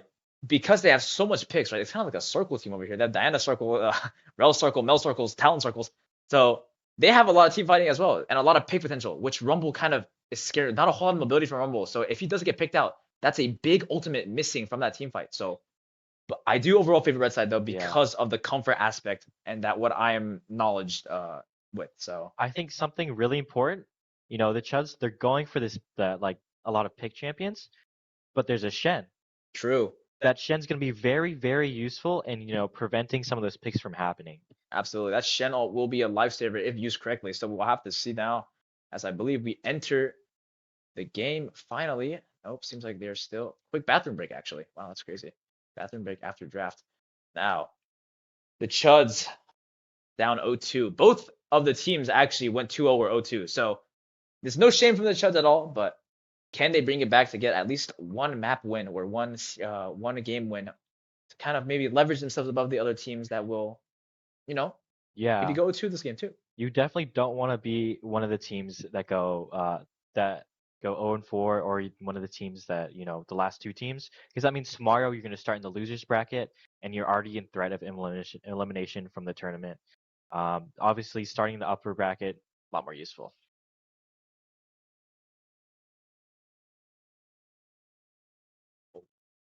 A chatter said force melee blue side. That is true. I did not see that because I was too focused on this none pick here. But 4 melee side, and there's a Caitlyn too on the other side as well. So finding that engage is going to be even harder now because they have so much spacing from red side here. They have no way of trying to. I mean, they have a lot of gap close on that best side with Diana with Rel, but trying to find that is gonna be so much harder without, you know, being able to poke them down kind of. So Mel has to do a lot of work in this game to try to kind of tickle them down to, you know, maybe an appropriate health for them to kind of dive in and see if they can try to find that team fight win. But Yeah, here for we sure. go. As we enter the game now, we will have to see how this goes. I keep saying the same thing, man. Oh my goodness. But let us see who will go for if July or if Natish can go 4-0 or if Grace can bring it back to a 2-2 as we hop into the Rift now. Fast-paced games have been happening recently, and we'll have to see if this one will follow suit.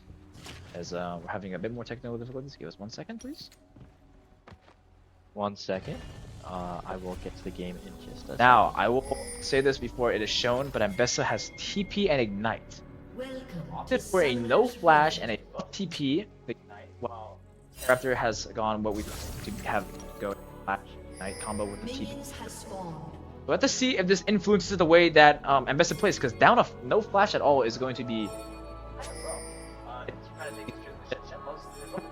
very strong. Love to play those trades. If Ambessa does struggle a bit and like actually have the one step back rumble. Let's see here. Now as we get started into the game. Julian. That is beloved pick. Playing a bit back. Expect Talon early damage, that bleed will down a bit. Caitlyn getting early vision control. Yeah. We're walking. We do see Volt late to lane here because the game starts 30 seconds early. You feel like you have more time to do stuff around the map in that early game. A lot of players trying to adapt to that. Yeah, you're right. Yeah. I have to see here now. But Hyloxenus, with his Caitlyn range, he's still able to, you know, get that lane prio. Now, well, taking a bit of damage from this Mel here, but will Q does go wide. Now, this Caitlyn, can she live long enough? Because in lane, Caitlyn is very weak considered, especially when you're playing into Mel Rel. You need to depend on Volt here to kind of peel for her well enough to see if she can kind of live past his laning phase, because it is going to be rougher against Mel. Mel does so much damage early game compared to this Caitlyn. So we'll have to see. Now, yeah, something that kind of happened, I was watching this on the mini-map. Skyraptor did hit level 2 first, and he did try to go for a trade, but Marathon, they were, you know, just able to like mitigate that. on comes out. We'll be able to trade of Grasp here. We'll shield out of there. Now, yeah, Skyraptor definitely really good about these level up timers, able to, you know, go for storage trade knowing that they're a level up. now, as you can see in the bot lane here, they've been shoved into their tower already. Caitlyn with that early lane presence, with the early extra range. The damage might not be there, but the range certainly is, and that is a deficit towards his Mel here, as you can see being pushed all the way back. The first small plating already almost getting taken here, and as similar stuff seen happening top lane, I completely missed it, but there's a first blood there on the Shen. We have no replays, we apologize for that. Barely gets out, does burn the flash ignite, and no sums used for Ambessa, but Ambessa does have TP. Will TP back lane. Miss only a couple minions. But nonetheless, a kill given over to Skyraptor. That is Not Most great. people are not very careful about Shen early game. He's really strong with his grass procs, and then his Q damage. Actually one of the most threatening level 2s in the game. Absolutely. We'll have to see here as a Shadow Strike will not connect on the Bolt here. Bolt just looking to let his Caitlyn get some free farm on the minions here. Same with Bryce over here, trying to also get some XP for his ADC. But it seems like a little bit of a trade here. Atish will connect. Yeah, he's trying to push them off of the pushing wave, trying to zone them for some XP And it here. seems like there's a Graves hovering around on this bot side here, just kind of lurking around here, looking to see if he can get some any camps up. But we'll not find anything. Raptors respawn, not in time just for that yet. Let's see if Talon makes notes that Squire is shown, and game pause. Ooh, game pause. Interesting. We'll have to see. Fire, game pause, Grace, EC'd. Ooh, That unfortunate. is Let's cut the caster cam. that real is quick. quite unfortunate. We'll have to see. Grace can reconnect quickly.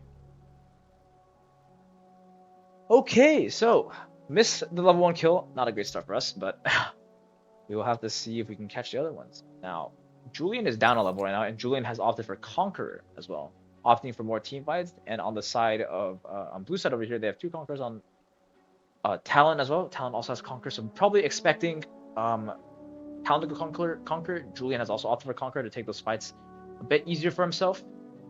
And yeah, we'll have to see if Grace reconnects soon so we can get this game underway again.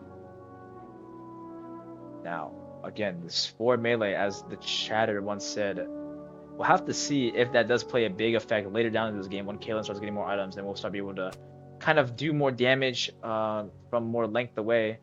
So I think we're it's about like to we're get back into to go. We see ours in the game. chat all around, and the game is now on pause. We are back. Yeah, for melee actually, not having a lot of melee champions, it's famously very stat checky because there's less rooms for like ADC cutting and outplay.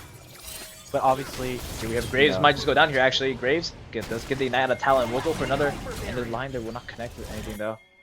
Seems like we'll just get the Ignite flash out of Talon and back off. Does not bring the flash of his own. So a good. did you see who got the Raptors there? I did not see who got the Raptors there. I believe it was the Graves though. That's 27 CS, but we'll never find out. Never Q. mind, they had not Oh, spawned spawned. yet. Okay. Yeah. So Diana will get the Raptors actually, and neither Graves or Talon will get the Raptors. It will go to Diana. And now, bot lane still trading a little bit. See a bit slow-paced game right now. Everyone's just kind of doing their best to stay afloat. Diana or Ambessa gets the Q onto Shen. Shen pushing in these waves. That early game Shen is doing work here. Yeah. Miss another Q. Now, Caitlyn is farming. Ooh, a little bit of a fight here. Will he get the plate? I think Skyraptor will get the plate that minions are taking away. Yes, that is 120 gold from the plate collected. Julian still farming away. Headline here. Shen going down, gets some reward. Kings comes out. Almonds missing. Seems like Diana might be getting a bit too greedy here, trying to invade Motto here, but Motto was aware of it, calls up the Tish and says, hey, let's kill this Diana in our base. Diana has to flash away. Motto flashes right back after him.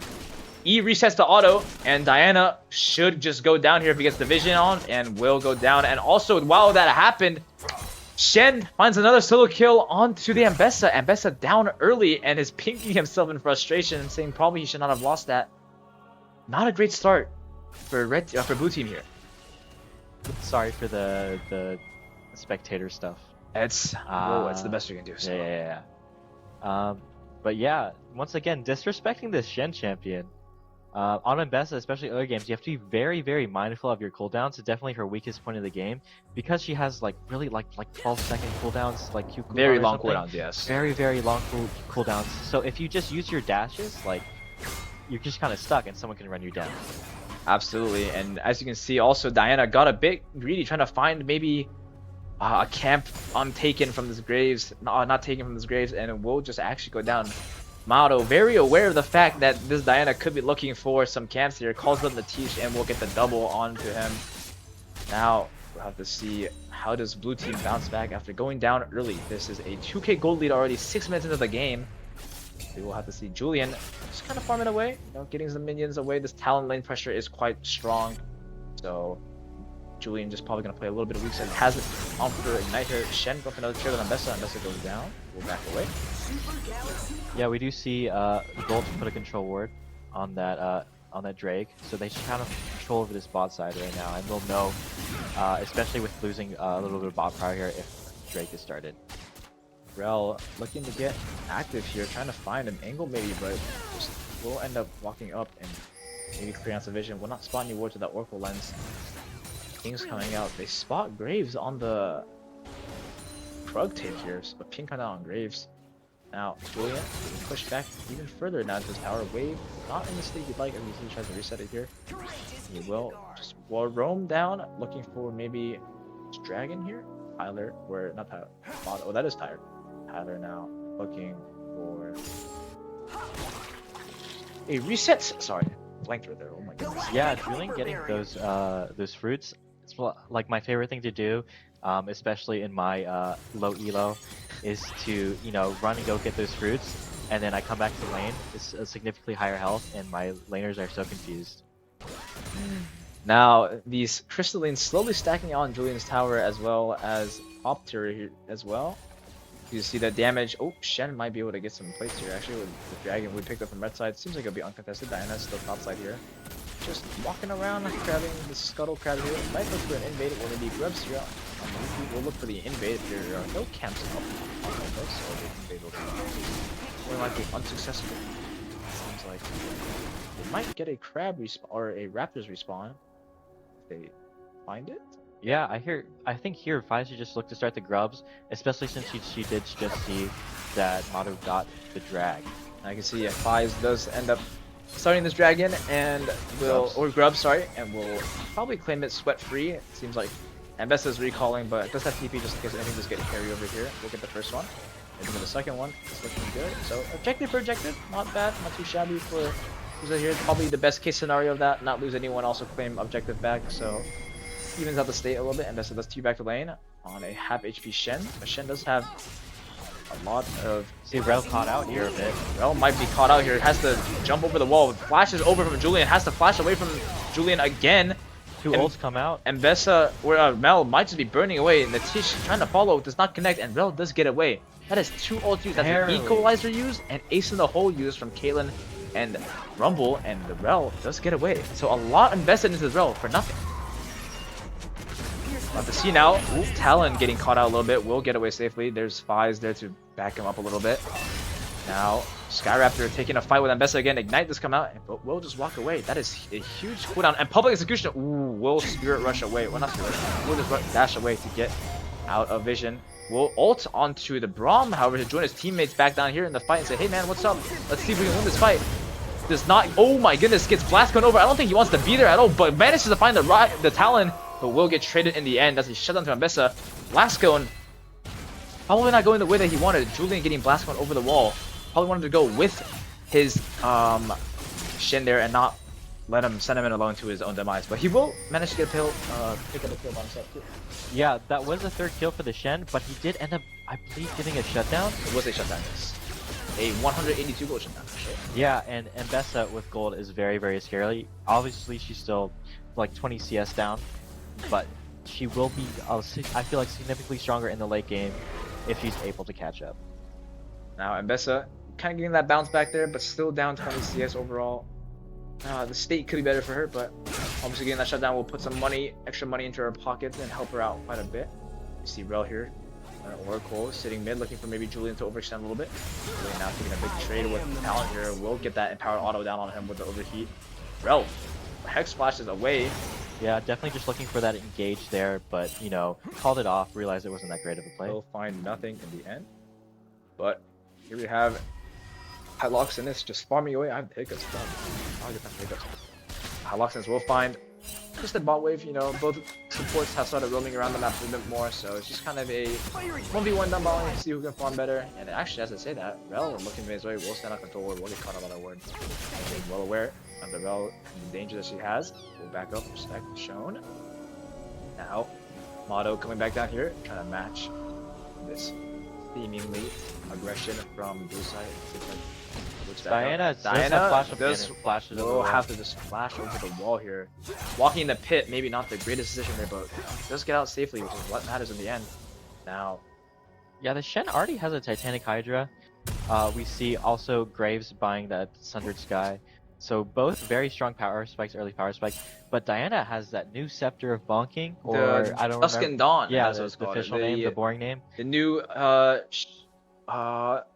Sheen Sheen item. item. Yeah, sorry, I don't know why I AP forgot Sheen Sheen. item. I forgot Sheen, but I remember the name of the item. Yeah, that applies on hits twice. So I believe that does that helper stacker passive? That does have helper stacker passive a bit faster, and also the stats on that item are just pretty good in general. You get a lot of stats that you do want on Diana. You get attack speed, you get health, you get AP, you get ability cooldowns, and you get that on hit passive too. So when you do build that Nashers, you get an extra Nashers proc as well, which is very good for Diana. Do this steal away Motto's red buff here, but might have to pay for life here. Diana has no flash. Diana flashless, they know this, and Diana will just go down. Burns to Julian's rumble here, and will just go down. Yeah. Pyloxenus, however, might be caught out too. Has to pop the barrier. Does he have enough HP to survive this? He also has a flash, opts to save it, but he is now getting pulled away by Rogan, patches back in, and he greeds and doesn't burn the flash, so he will go down now. Natish all on this Braum, pretty tanky though, will be fine.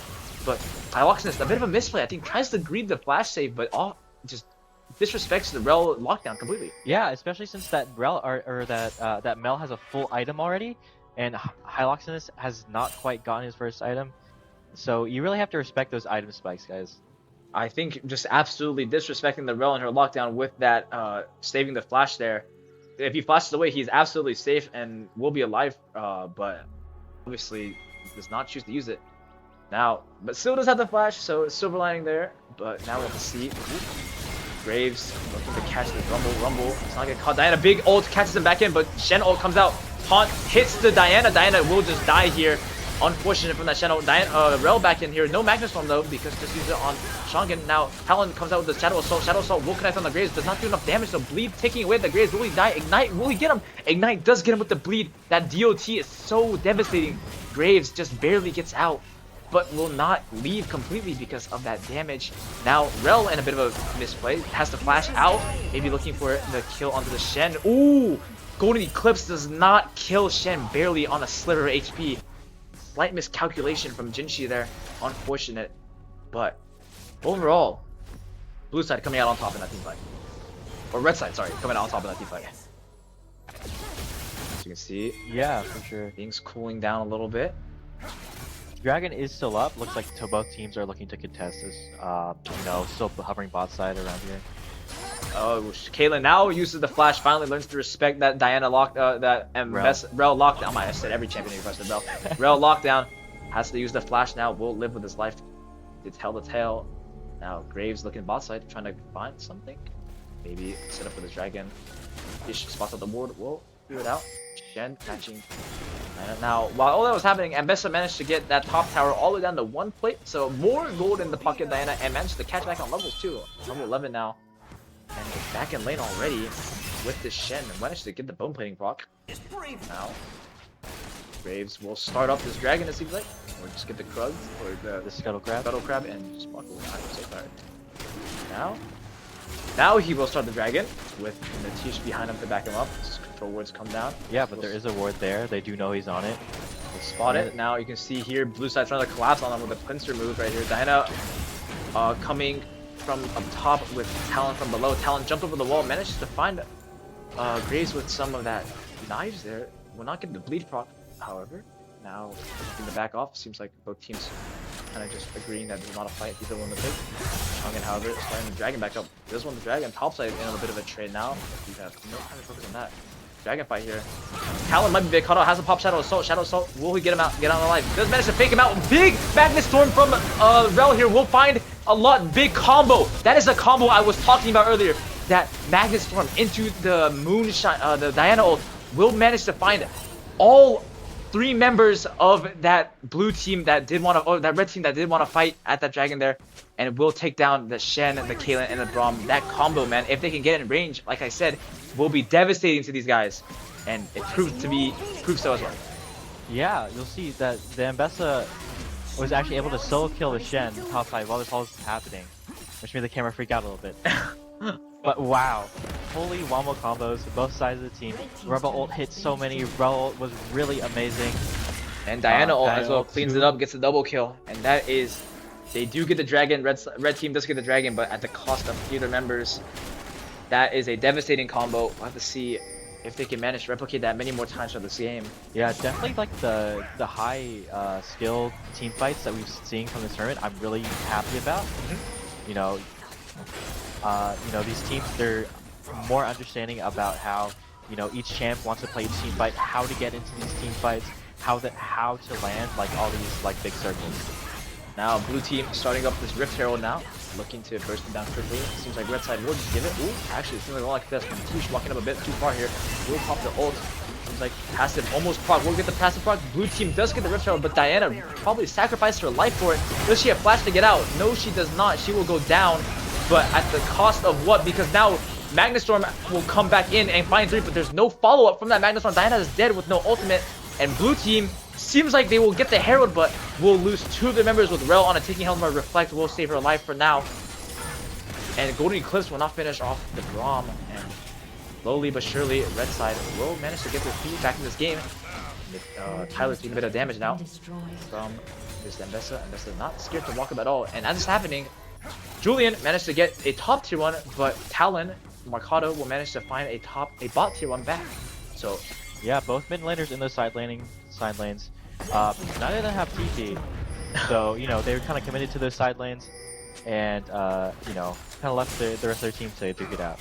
Very even throughout the game right now. Gold lead only 1k. This game has been very close so far, as you can see. Yeah, we see a lot of pings on the drag.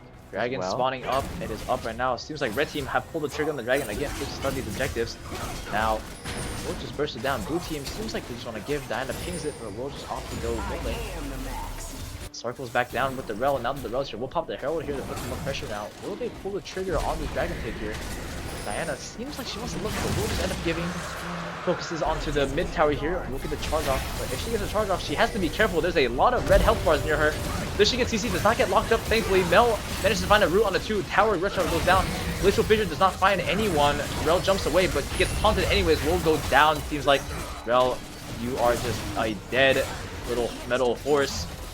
Now, Rift Herald did get a charge off and did get a second charge off on the other tower. So again, another even game state.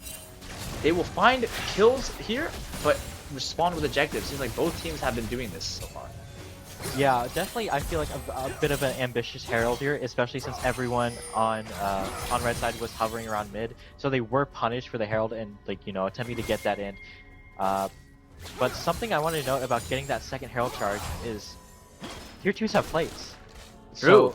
So even though they didn't get that tier 2 tower, they got gold off of it, which is really, really important. And it shows in the gold lead still being roughly only 1,000 gold ahead. So again, like we said, the game stayed very even. But Rumble seems like he wants to get ahead though. He is 404 with a 250 gold bounty. Has picked up that Darksteel, wants to kind of take over this game now. Says enough is enough. Let's go. And now TBN from Rel or Mel. Oh my god, Rel and Mel on the same team and the same lane. This is hard for me. Mel will TP into the mid lane and look to catch this wave. Talon comes back with his shadow, with his leaps. Not fine too much though. Yeah, and this Graves is also very, very tanky. He has Sundered Sky and Black Cleaver opting for the Bruiser build instead of more of a crit focus one. And Tish might get caught here. We'll have to pop the shield with Shen ult. Stand United will have to pop too. Seems like they want to turn this back, but now to the Stand United. Shen taunts up the Talon. Talon will Shadow Assault away. That invis is so helpful. But it seems like Motto is ready for him. Will just one burst him. Caitlyn will pick up the kill. Equalizer catches 4 of them. The slow is insane here. Motto seems like he wants to keep on fighting, but we'll find nothing in return. Equalizer will just do a little bit of poke damage, but everyone's still pretty healthy. We'll just find Talon. Now both teams going back to the silence, as you can see. Tish following Julian to go top lane, and Skyraptor going down. Tyler is still clearing some of his camps. Marfan looking for this Braum here. Not finding Braum, will just walk back to the city in the jungle. Doing some more vision out here. Caitlyn looking mid. Maybe wants to find this Rel here. But it seems like Julian understands that 2 are coming top lane, and we'll just back off, get his reset down. It seems like blue team managed to find a good red team. Oh my god. Red team manages to find a good team fight and pull the lead ahead ever so slightly. Yeah, and now that Baron is up, teams have to be really, really careful about how they allocate each player of their team. You know, who has TPs up, which top laner has TP up, you know, maybe send them bot side. Mercado showing bot side as well with Baron up. He doesn't have TP, but he's a Talon, so he can get to the other side of the map relatively quicker, but obviously slower than someone with TP. Absolutely. Caitlyn here taking a bit of damage in there. Ooh, Graves might be caught out here, looking to catch this Rel maybe. Not just find some bit of damage here. Rel looking to do the same, maybe catch up the big. Now Scarab in the bot lane fighting this Talon. Both Scarab does not have the ult. Big team fight here. Diana gets the ult down. Glacial Fissure manages to find 2 here, but it seems like help has arrived just in time for red team here. Julian comes in, manages to clean it up, but the kill will go to Rumble, and also Mel or Ambessa manages to public execution in and die along with it. Rel will die as well with the ignite and the flame spitter, and Talon trying to find a cleanup perhaps will also just have to pop Shadow Assault and back off. Now Baron in the sights of red team, and here we go. This is looking to start the snowball of this red team here of Stop Laughing. Yeah, you see all those shut counts now on that red side. Now they're just very, very scary. They were able to disrupt all those circles, all those team fight ultimates that the blue side had. And, you know, after they kind of used everything, they were able to, like, you know, keep up that consistent damage and, you know, take them down. That's something, one of the negatives of having a non-traditional bot laner, right? So yeah, Caitlyn can, you know, keep out this consistent damage throughout the team fight, whereas Emil has to wait for cooldowns. So if you use all your cooldowns, it might be harder for you in these team fights after you use them, especially if your whole team is has kind of like used everything as well. Absolutely, those cooldowns, man, that consistent DPS from the AD carries will just outdo APs, or not really outdo AP. Oh, Mel is taking a bit of damage here. Let's see if she will go down. No, we'll not take the damage. But yeah, that consistent damage. You can see Caitlyn now starting to get some item spikes on the board here. Will be completes the Storm Laser and completes the Infinity Edge. Now Talon looking for a bit more as well. I feel like Talon's always in this position. Who is that TPing in? And Mesa public execution on the Caitlyn. Mesa to find the Caitlyn, but will not be able to go in. Magnet Storm finds 4. Glacial Fissure will counter that 4. And now a big team fight breaks down. Equalizer will not hit anyone. Golden Eclipse will also not finish off anyone, but ticking health bars on red side. Everyone is so low in this team fight right now. Now Diana here, they're looking for the cleanup. Blue side here, trying to get away as fast as they can, but Talon will go down to the Shen here, and blue side will also get away as well on blinking health. Both sides, both very low, but it is a 2-for-1 trade with red side coming out on top with the dragon as well. Yeah, I mean, you see that blue side, they landed like all those big ultimates, a gigantic 4-man Rel ult, the Diana ult, and they just barely didn't have enough damage to, you know, get all those health bars to 0. And it's going to be really, really hard now, even if you land everything, to finish off the team and find good team fights here. Absolutely, and as you can see now, Diana will just get caught up by Julian again, and Rel maybe as a bonus gift as well. But Rel will get away.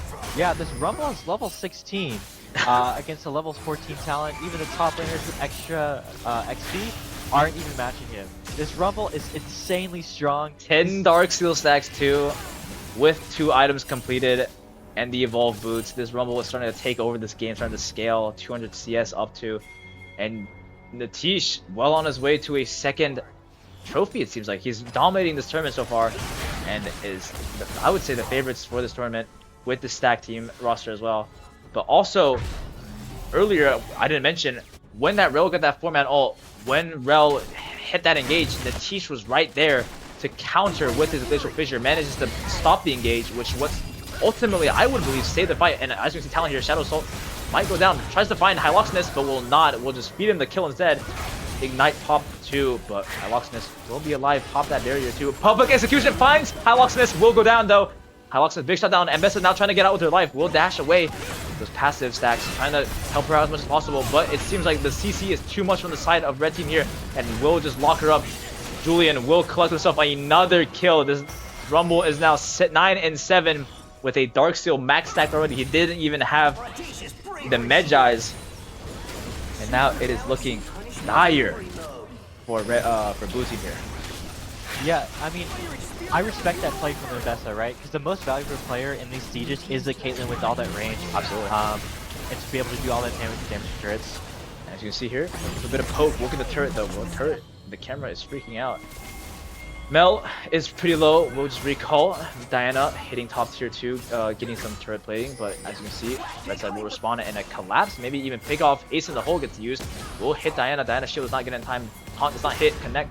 will get the auto off on Diana, but Diana is just most likely dead here. There's 2 teammates wrapping around the Rumble and the Braum. And now here, Tom finally connects, and Diana will just go down. Is that another kill to Julian? It is. Julian is now legendary. He is absolutely taking over this game. Still no Medjay stacks. 10-0-7. Now finally gets the Medjays. Oh my goodness, this Rumble is going to absolutely fry this squishy team comp on blue side here. Yeah, I feel like on the Diana, especially with your Scepter of Bonking, you have to kind of commit to getting that top tower there. You do a lot of top tower damage. Obviously, I don't think she knew that the rest of the team was right there behind her, and she thought she had a little more time to get out. But if you can commit to getting that tier 2, you can get the objective bounty and quite a bit of gold for your team. Absolutely. And that Diana, I mean, I respect it committing for the tower. That's the only play you can really do to kind of maybe bring yourself a little bit back into this game. 2-9, not the greatest KDA, but trying to get those extra gold into your pockets, bring yourself back in. As we saw from last game, anything is possible with, you know, a skilling team. Mel skills quite a bit too. Rel in these later team fights will hopefully, you know, maybe not outscale a Rumble or a Caitlyn, but hopefully get strong enough to where it's less difficult to kind of find these engages, less difficult to kind of, you know, get started in this team fight. Because once you get started, it is really hard to stop this blue team here with all these ults, with all these disengages, with all of these, like, you know, combinations that they have, endless opportunities to kind of mix and match these ultimates and find the best way to kind of catch these carries. So we'll have to see if that does end up being the case. Mel completing a Ludens and a Shadow Flame, so that damage is going to start stacking up great time. Here we have a team fight here, actually. Mel will get caught up. Will just walk away, though. Flash forward. Taunt misses, goes wide slightly, but will still manage to get the autos. Mel trying to stop this team from chasing her Diana, but will be the sacrificial lamb, though. Will she get out? Actually, will blast going out barely. Does not end up being a sacrificial lamb, but Mel is actually a sacrificial lamb. Will go down to Hyloxenus here. And another one goes on. Julian is still legendary. Kills the Ambessa again. This Rumble is now, what, 12-07, I believe? That is a crazy KD, and he wants more. He is hungry for this win. He wants this win to be fast, to be clean. He is going, burning down this Diana. Still going, trying to chase him into under their own towers. Looking still. Flamespitter comes out, trying to cook, but maybe he stepped too far. Julian pops gold, goes golden, both goes golden, and Diana goes golden too. Magnus Thor comes out, Braum tanking as much damage as he can. The rest of the team finally catches up after taking that down that tier 3, and will find that Rel. Diana will live, but Rel does go down. Now looking for the inhib, and on their sights the Baron now. Mercado might be looking for a pick onto this Rumble here, Mercado, but he does have a lot of heal around him with the Shen and the Braum, so it might be a little hard. Braum will just fend them off with that Q there, and he will end up backing away. Yeah, you'll see on Stop Laughing, they all have 3 or 4 items except for the Braum, obviously. And on the other side of the Rift, only Mercado has 3 items. It is going to be a rough game to turn around now with this Soul Beam picked up. Diana will go into her own demise. Talon goes into his own demise as well. Will find the Julian shutdown, but seems like will escape with his life too, but will not deny the Soul. Soul will be Stop Laughings. Now Mercado just desperately trying to get spot on the vision, and will get taken down by the ace in the hole. That little bit of vision gave Hyloxenus just enough time to cast the ult on him, and will take him down eventually. He will not escape with his life. Rel on the other side of the map trying to get some vision down on Baron though. Yeah, we did see some ping toward it because Diana's not up for 17 seconds. So they could very easily take this after Hyloxenus leaves base, hopefully. Hyloxenus, I think he might be waiting for an item now. But yeah. Julian back up at 19 seconds. Does not have the TP, so we'll have to walk over, but he still has 10 Medjay stacks even after dying. That brother had a fully max Medjay stack just now, and that is crazy. He has been absolutely goal to the Talon. That Talon has another item now. Oh wait, never mind. He almost has another item. Almost has the Maw of Mortius. He's a bit component maxing right now. Now that is a Maw of Mortius built on Talon. Keep in mind there is 2 AD carries on red team now, and he's going for a Maw for Julian. Yeah, I mean, that is so much respect shown towards Julian here. That Rumble is absolutely frying people right now. Unfortunately, the Medjay stacks are gone. Still has 10 though. Still has a 10 stack Medjay, which is quite a bit. As you can see, Hyloxenus now manages to hit Baron over the wall now. Baron will be given to blue. Oh, Julian trying to catch someone that maybe walks up too far. Will get spotted out though. Mercado in a bit of danger. Will dash away. Wow. Oh, Taunt manages to connect onto Jinshi. Jinshi now dying and will just die. And now Julian has stacked up his Medjay again. Now back on the backside here. Hyloxenus manages to 1v1 the Talon with the help of a Shenel, I believe. But that is still an insane fight for Talon. He has a Serpent's Fang, so that Serpent's Fang should have been procced onto the shields there, but that damage on Caitlyn, just too much to handle, and now it seems like Stop Laughing will do the final push into the base and take over this game 1 in dominant fashion. Straight dominant start to finish, as we've seen from this tournament so far. Bryce will try to go in for a Rise ult, Fize will go in for a Diana ult, but nothing will happen at all. Nothing matters at this point in the game when everyone is just hitting your Nexus towers, and that will be a game 1 victory, going over to Stop Laughing, put himself 1-up in this series of the best of 2. Yeah, I'm very, very impressed with Stop Laughing there. Something I wanted to note on the side of the Chuds, while we go back to Caster Camp, is that, you know, when contesting that final Baron, right, they were kind of sitting around in their top lane jungle, like just trying to find some way to go in. And it's very hard to look for those kind of things, right? Obviously, you know, it's very threatening. You really, really want this Baron. But also, on the other hand, you know, if you're really behind, if you know that if you step near the Baron pit, you know, something will probably go wrong, you need to be on the other side of the map doing something. You know, maybe pushing out a bot wave, getting a tier 2 turret there. You can't sit around in your jungle trying to decide whether or not you're going to go in, trying to decide, you know, whether or not to commit to a play. And you'll see that even in the highest level of play, how hard to make those calls is. Because obviously, even if they get Baron, there's a good chance that they'll win anyways, but you have to be doing something.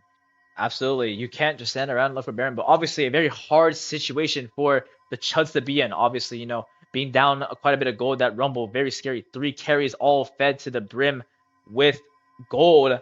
So very difficult decision there to see what they would do. But in the end, it does not matter because they were just too damn ahead.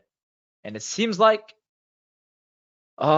Julian or Stop Laughing will take a 1-0 lead to the series and maybe take this series in general. Yeah, we're going to run to a short break while the next game is loading up, and we'll see you guys in just a few minutes. Bye. Bye-bye.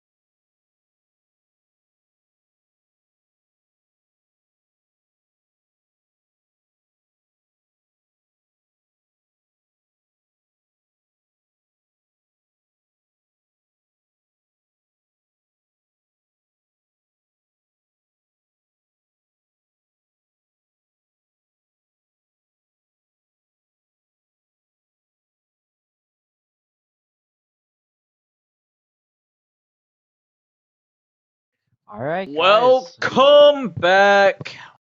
Welcome back to game 2 of Stop Laughing versus the Chuds. Last game we saw Stop Laughing pretty much completely dominate from start to finish on the Chuds here. Yeah, Julian having a very Doing good Julian things. support Yeah. like performance on that Rumble, but it's fearless, so True. he can't run it back. No more Rumble, no more Braum, no more Caitlyn. So the 80, I think if they just do it, they just target ADCs again. I think that's Yeah, I think that's what we're they're gonna do. ADC bans. Now they have another ADC ban on top of it. It's a Caitlyn ban, so we'll have to see if they do just target 5 ADCs again, and we'll see if Shangin picks something else.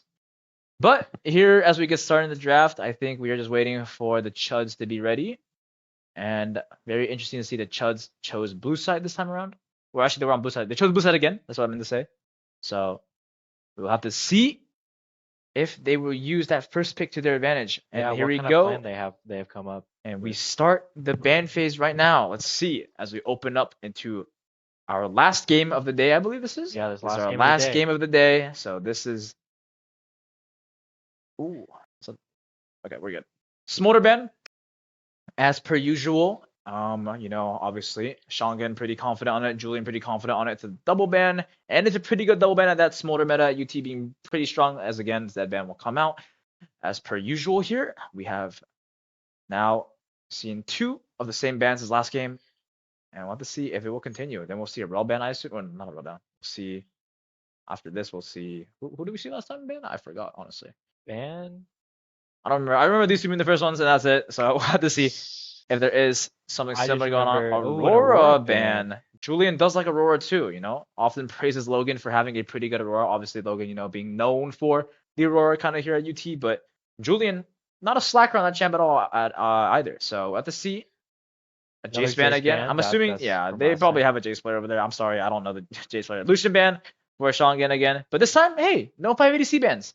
Yeah, and also no Braum to pair with the Lucian. That's true. Obviously, that's like the second best choice after the Nami. Sometimes Braum is better in some cases if you need a tanker. But I know Natish doesn't like playing Nami. He did play Nami earlier today though, in the previous games. I believe he went 0730. Oh, Pretty insane stat line.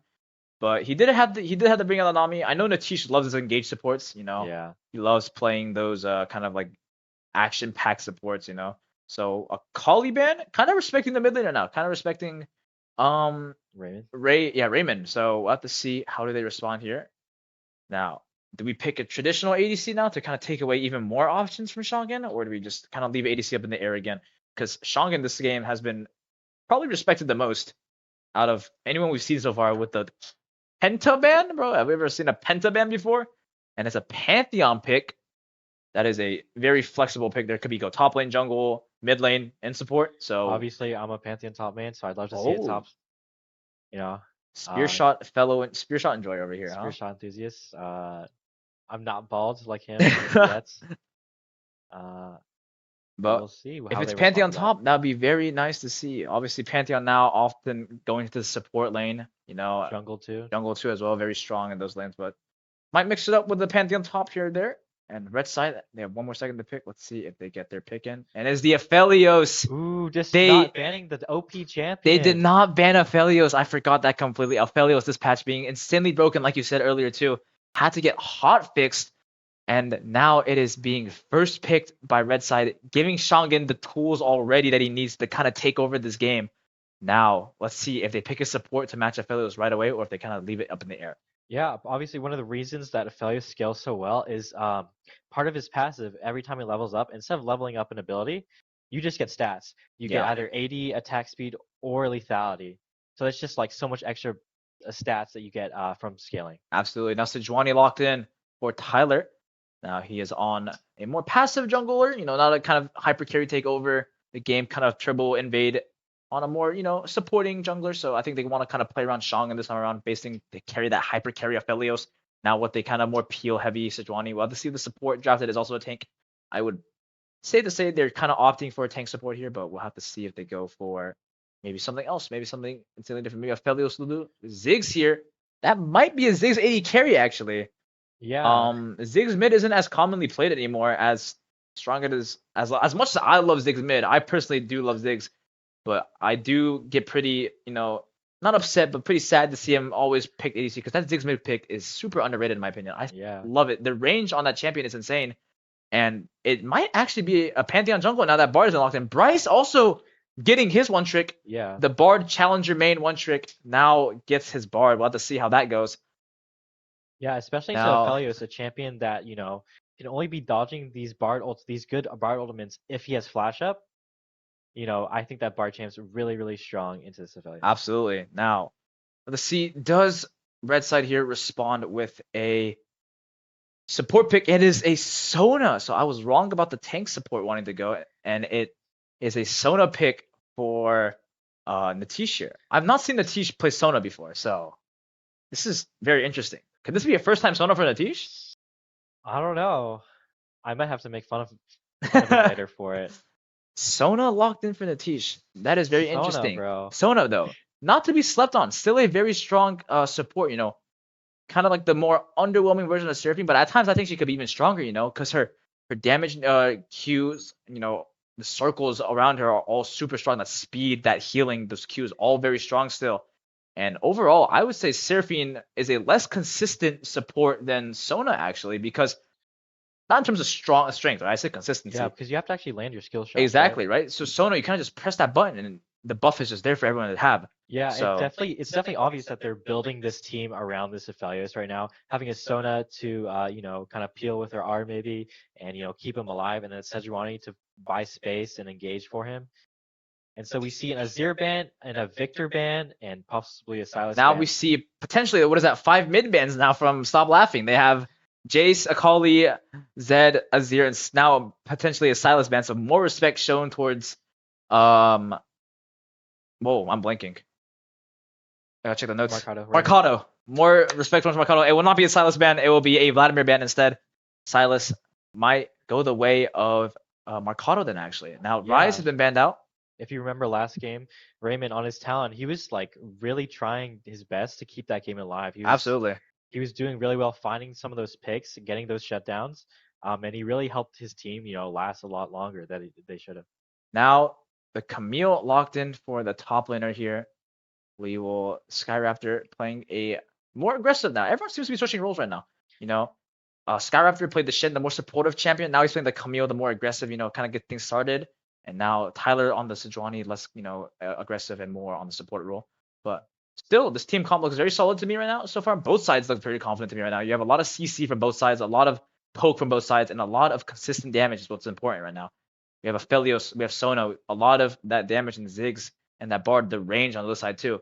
So we have to see how does blue side now respond with their pick. A Talia pick. We saw it banned out last game against Mercado. So obviously they know it's pretty popular on him. They know he's probably comfortable with it.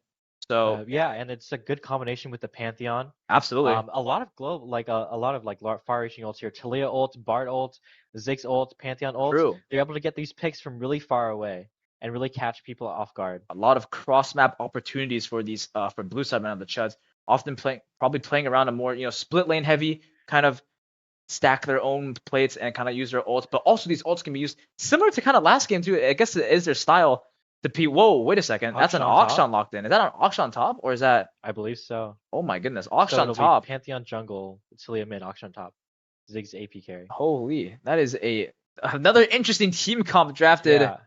for this team. Yeah, I think this Aphelios is gonna have a really, really hard time this game.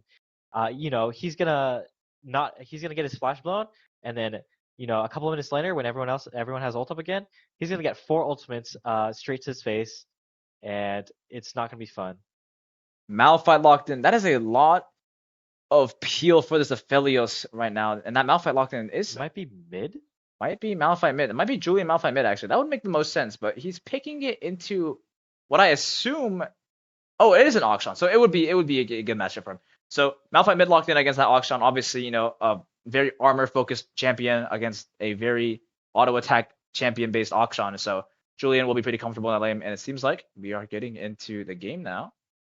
The draft is done, and we are not in game yet. I lied. Let's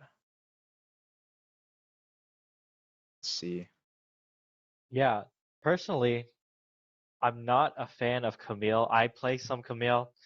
I think the champ is really, really hard to perform on right now. I think in lane, her lane really struggles unless you can get some sort of sick, crazy outplay. Mhm. Obviously, her first 3 levels are decent, but after, you really have to wait for that Triforce spike. But Triforce is an expensive item, right? And Three gold. you might already be behind by then. And her second item usually is Ravenous Hydra, another expensive item, hard to get those power spikes. She does scale well, but it's hard to get there. And it feels like her lane phase is really hard. And if you're not, sitting back in lane, it's really hard in my opinion, We'll have to see how does Skyraptor play around this Camille pick now. But I think it will be a Pantheon top actually. It might be one of your people, a Pantheon top with a Talia mid or Talia jungle, Akshan mid, and Ziggs Bard AD carry. We have to see once we load them. We are not truly sure right now because Akshan top were. My best guess is Akshan top, Talia mid, Pantheon jungle. That could definitely also be true, but a lot of these champions are pretty flexible. Like for all 4 of these champions, aside from the Bard, it can be flexed into multiple lanes. Maybe Akshan on the lesser side of that, but we'll have to see if that is the case as we jump into our final game of the day here against the Chuds versus Stop Laughing. Stop Laughing, obviously when the T's looking for that back-to-back win after Bevo Cup, and the Chuds looking for a upset after Grace. It's a Pantheon mid, Talia jungle, Akshan top. Okay, all right. Pantheon mid, okay. Pantheon mid for Mercado, and Marfon gets his Akshan top. And now we get started into the final game. As I've stressed so many times, Jinshi on the Ziggs with the TP, Hyloxenus with the barrier on the Felios. So Hyloxenus wants to fight in this lane, but technically it's a Ziggs. Ziggs is going to be playing pretty passively, kind of just poking you out. But Aphelios touched that the green gun, which has range, so we'll have to see. It seems like 4 running bot here. 4 running bot instantly. We haven't seen this since the new update after the game has become so much fast-paced. Are they going to commit to this 4-man bot and let the waves die? Because look at the waves already reaching tier 3. And it seems like they might have realized that they might have made a blunder because the game is so fast. It seems like they call it off. And now Pantheon might miss a lot of waves, actually. Yeah, we see the Chud just go for the a standard 5-point here. Just defending, not trying to play too aggressive into a Pantheon. Very scary early. But Pantheon does make it back to his lane in time. Very, very comfortably so. We'll get the empowered Q off the dueling Bard already connecting on it. Bombs come out, will hit Aphelios. Yeah, this is Electrocute Bard, so his early trades are really, really strong. What was this again? Do we have the chat already talking? My friends are in the chat trolling right now, yeah. They're trolling you? Yeah, they're calling me Redcaster. Okay, alright, Diego, I see you. As you can see, we have a bit of fighting going on right now, top lane. Camille gonna be doing a bit rough into his Akshan here as, ranged against a melee top laner. We always hate ranged top laners. What's your opinion? I don't play top lane, but what's your opinion on ranged top? See, it's not fun. I think there's a few ranged top laners that are okay. Gnar, technically Urgot's ranged. I think that's it. That's it? Just those two? Just Gnar, Urgot. And they're both hybrids, yeah. Range top not fun. Now Aphelios hits level 2, gets his ability finally. We'll do a bit of damage to that Bard there. Bard falling back. And now this Pantheon doing an early trade. Akshan poking down this Camille even more. This Camille's gonna have a rough time. Ooh, seems like Pantheon flash W's in on the Sejuani. Sejuani has to flash out herself. Now gets poked out, but Mercado, great awareness on the Talia timers there and the invade. Will manage to cover for the Sejuani coming back to clear her own Raptors. And now Sejuani loses her entire top side, it seems like. Will lose out on that red buff, will lose out on the Raptors, and maybe even possibly the Krugs. Yeah, so Mono here, able to buffer the Pantheon stun with his flash. One of the things I hate as a Pantheon player is if Pantheon doesn't land, he doesn't get a stun off, right? So you have actually a timer while he's jumping towards you to flash to get away to buffer it. But that proves great dividends for Mercado, for Moto here as he gets out safely. And now a little bit of poking from top lane still. Yeah, now Julian walking up aggressively. We'll just thunderclap him. Pantheon out of mana. Best champion has so many mana issues. I take Mana Phobe land, Presence of Mind, and it's so awful. Especially if you're spamming abilities, spamming W, spamming E. You really have to be really careful. Both champions having actually mana issues. Malphite also low on mana, so it's just gonna be a bit of a slap fight in mid now. But as you can see, Akshan still just doing pretty good. Malphite very low mana. Will manage to collect the cannon. Sono Volt's stealing some XP. Volt stole some XP. We'll grab the cannon, execute though, as we'll leave his mid laner to get, or his ADC to get some XP. Ziggs doing his best to kind of weather the storm as the fellow was farming around, trying to poke him down as much as possible. Bard coming back here with a lot of stacks. That Bard's getting sick, man. Holy smokes. Bard has some of the best. Yeah, that's a nice Bard. They're all I didn't even bangers. realize. And now, Tyler gets set behind, down an entire level, down 3 camps from this Talia after being invaded. Talia did take his entire top side and did clear out her bot side again. And now, a little bit of trading from mid lane here. Julian will be fine here on that Malphite. Obviously, a lot of armor. And actually, the trading is going pretty even up here top lane. Camille is doing a lot better than I thought she would. She's down a little bit CS, but that's to be expected against range. Against the range shots, yeah. You know, after she gets ult though, if she can get her jungler to come topside, she has really strong gank setup with her R, and then that can couple really well into Sejuani's CC. So this Akshan can be very vulnerable. First blood actually just happened. Sejuani managed to find a pick onto the Pantheon here. Not sure what happened. We were busy talking about the top lane here, but it seems like another missed first blood from us. We have been lacking. Now Akshan looking for an engage here on the Camille. Camille anticipated the jump off. Will not find it though. Now Bard has to use a magical journey to get away. Bard's being a rat as usual. Will be fine. Camille wants to recall, but also sees this wave and does not want to recall as this wave crashes into her towers, which opts to save. Heal a little bit. We'll heal up a little bit of health. The Ziggs managed to get pokes. Those are the emo right there. It's the caster in the back. Aphelios getting outranged by the Kaelin, which is or the Ziggs, which is to be expected after you use up your green gun. Ooh, Marcado denies the cannon from Julian. I know Julian. Ooh! And Fies will manage to find the pick onto Camille after being poked down. Will flash Q and finds it. That is a big momentum boost for this Akshan. Even more, Marcado might just go down again. Sona cannot find the finishing touches to kill him there. And Marcado, or not Marcado, and Fies manages to find another camp onto Motto here. Marcado getting poked down. Wants to get level 6 to hopefully ult back into lane. We'll get level 6. Let's see if he opts recall. Be very careful here, Marcado. That Malphite might get level 6 too and just ult you, and you will just be dead. Pantheon now opts the recall. Yes, Sejuani also hovering, looking for a possible Sejuani dive. managing to get her camps back, but Marcado and Fies aware of it.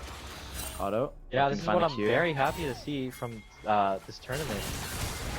Oh, seems like Julian manages to go in with the ultimate. Will catch the Talia. Just seems to be a bit disrespectful there about the possible ult from Julian there.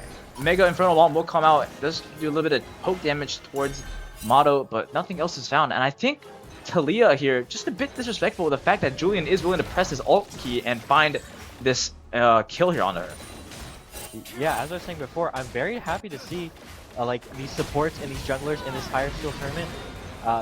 You know, grouping for these dives, like looking for these dives, hovering around them, and it paying off as well. Absolutely.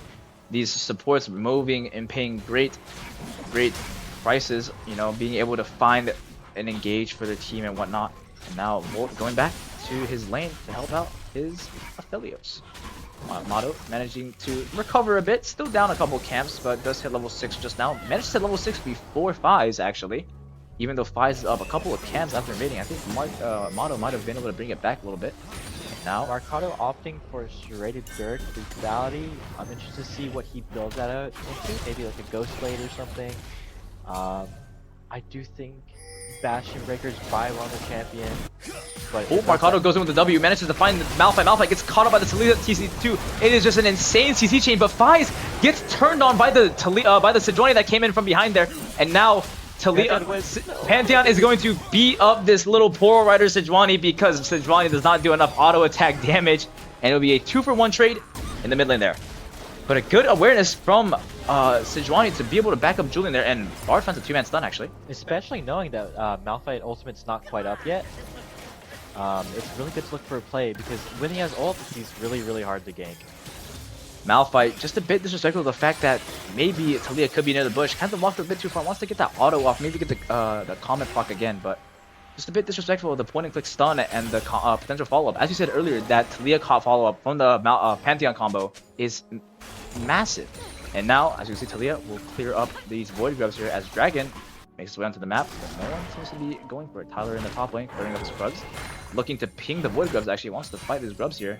Maybe calls Camille down, but the Grubs, by this point, Yeah, most he does likely... have top and mid prow, but it's a bit late. And also, it seems like bot lane here, Jinxie gets caught out a little bit. Mega Inferno Bomb will damage the Aphelios, but not enough. Magical Journey does not get him away. And double kill for Hyloxenus, big double kill. Ooh! Cancelled. Cancelled the Talia's Weaver wall. Julian's ult manages to find Talia there and will not allow him to escape. Will collect the Grubs. Grand Starfall comes down, finds Aphelios. Aphelios gets stunned up, but also Sona stuns up Pantheon. Pantheon has to fall back a little bit. Aphelios with the red-white wants to fight now. He's looking for that Pantheon. Gus has the shotgun up. Disrespect of the Aphelios gun. Red-white is probably one of his best combinations. Really, really strong, especially if you're like right in his face. Melee range, yeah. In melee range, a lot of healing. And when he can stack his chakrams, he does so much damage so quickly. You just don't expect it from his champion unless you're experienced in facing it. Big crystalline a lot proc. of people aren't. True. But Pantheon, you know, also wanting to get on top of them with that Grand Starfall there, just doesn't notice the guns or disrespects it too much. Will get chunked out and has to recall, burns the ult for nothing and has to walk back to lane. As Jinxie will save the cannon minion for her mid laner, and Skyraptor just trying to break this freeze here, trying to keep the freeze maybe, shove it in. Bot lane here, setting up Dragon now. Fies will collect that Scuttle. Seems like a little bit of trading going top lane, nothing too serious.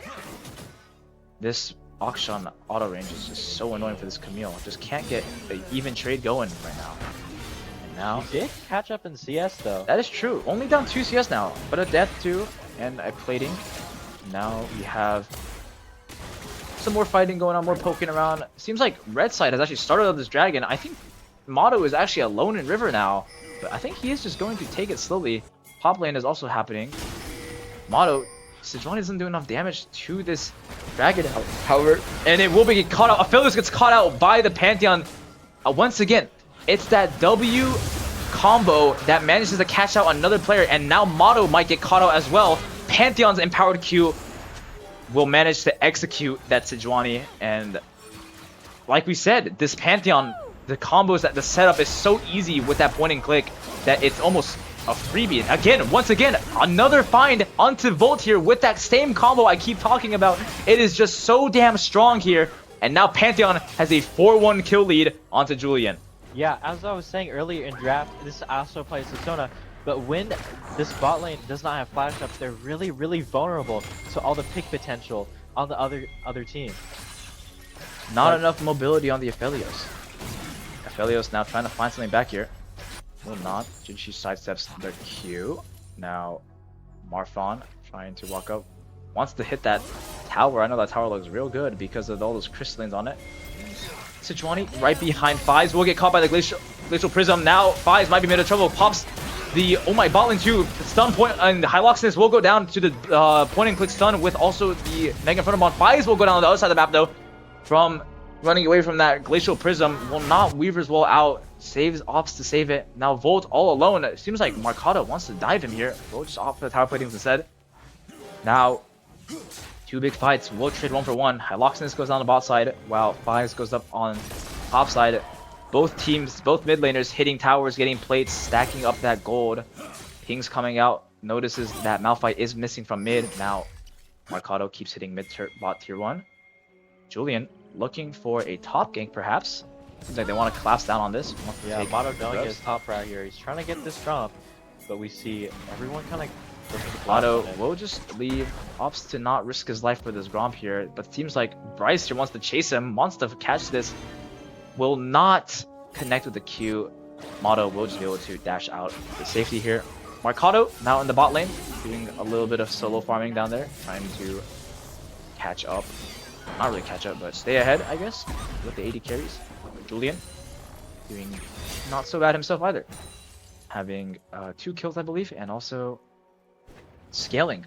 But Julian, I'm not sure how good this Malphite pick is because Pantheon has a lot of shred ability by himself, just alone with the armor shred, with the shield shred.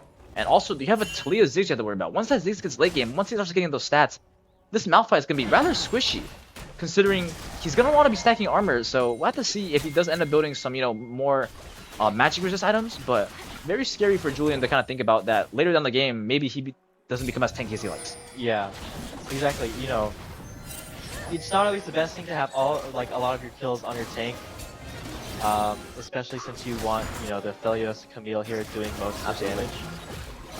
But obviously they'll make him beefy enough to, you know, engage and stay in these team fights. Right. So we'll see what he's able to do with that. Some bit of damage. Will just walk away though. Will have magic. Ooh, Glacial Prism does not catch him, manages to flash out of it. Does have Magical Journey. Another unstoppable charge will find him. Bryce, Magical Journey's out. Will Julian follow? He will not. Bryce escapes with life after baiting out 2 ults. Now Marcado on the downside here. Caught though. Glacial Prism not already used. Mega Inferno Bomb will catch. Hyloxenus has to flash out. Does have the barrier not up though. Fies will take down Motto. Motto just a bit too deep. That Weaver's Wall manages to trap him inside earlier.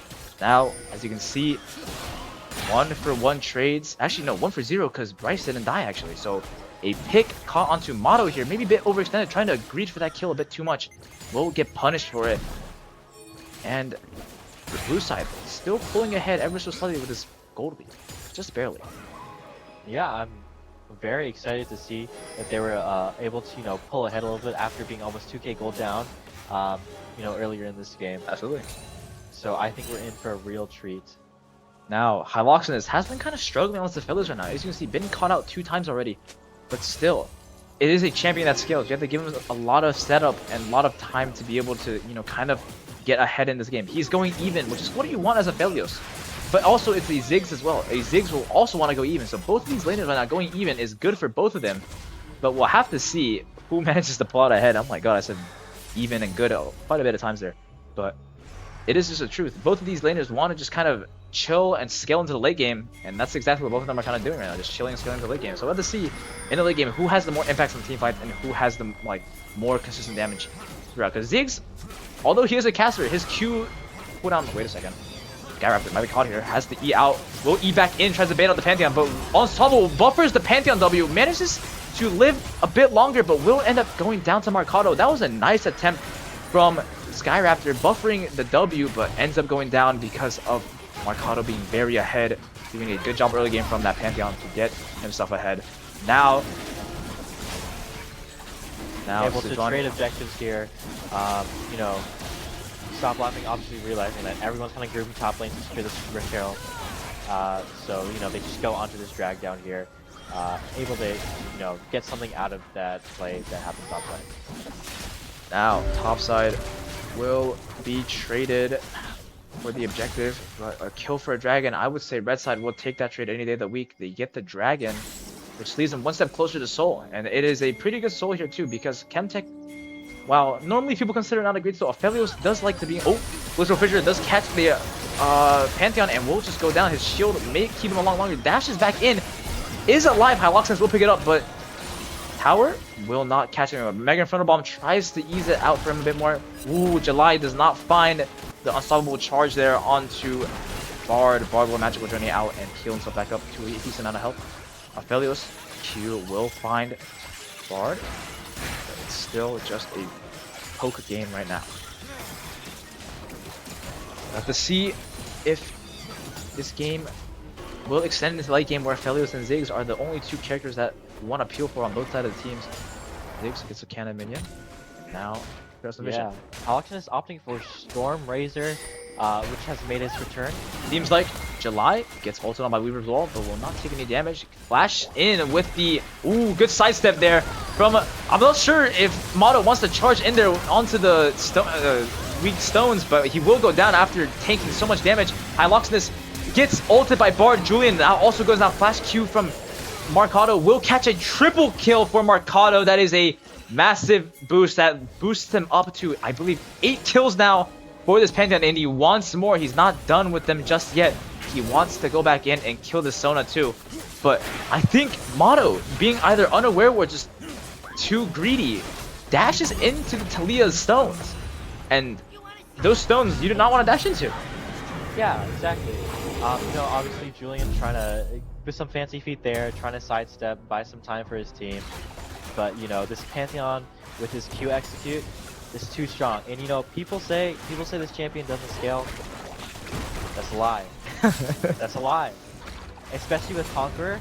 And after he gets, you know, maybe 4 items, he's actually really strong in these team fights. He's gonna have enough ability haste to have uptime on his W. His Q is gonna be coming out every couple seconds, dealing a lot of damage.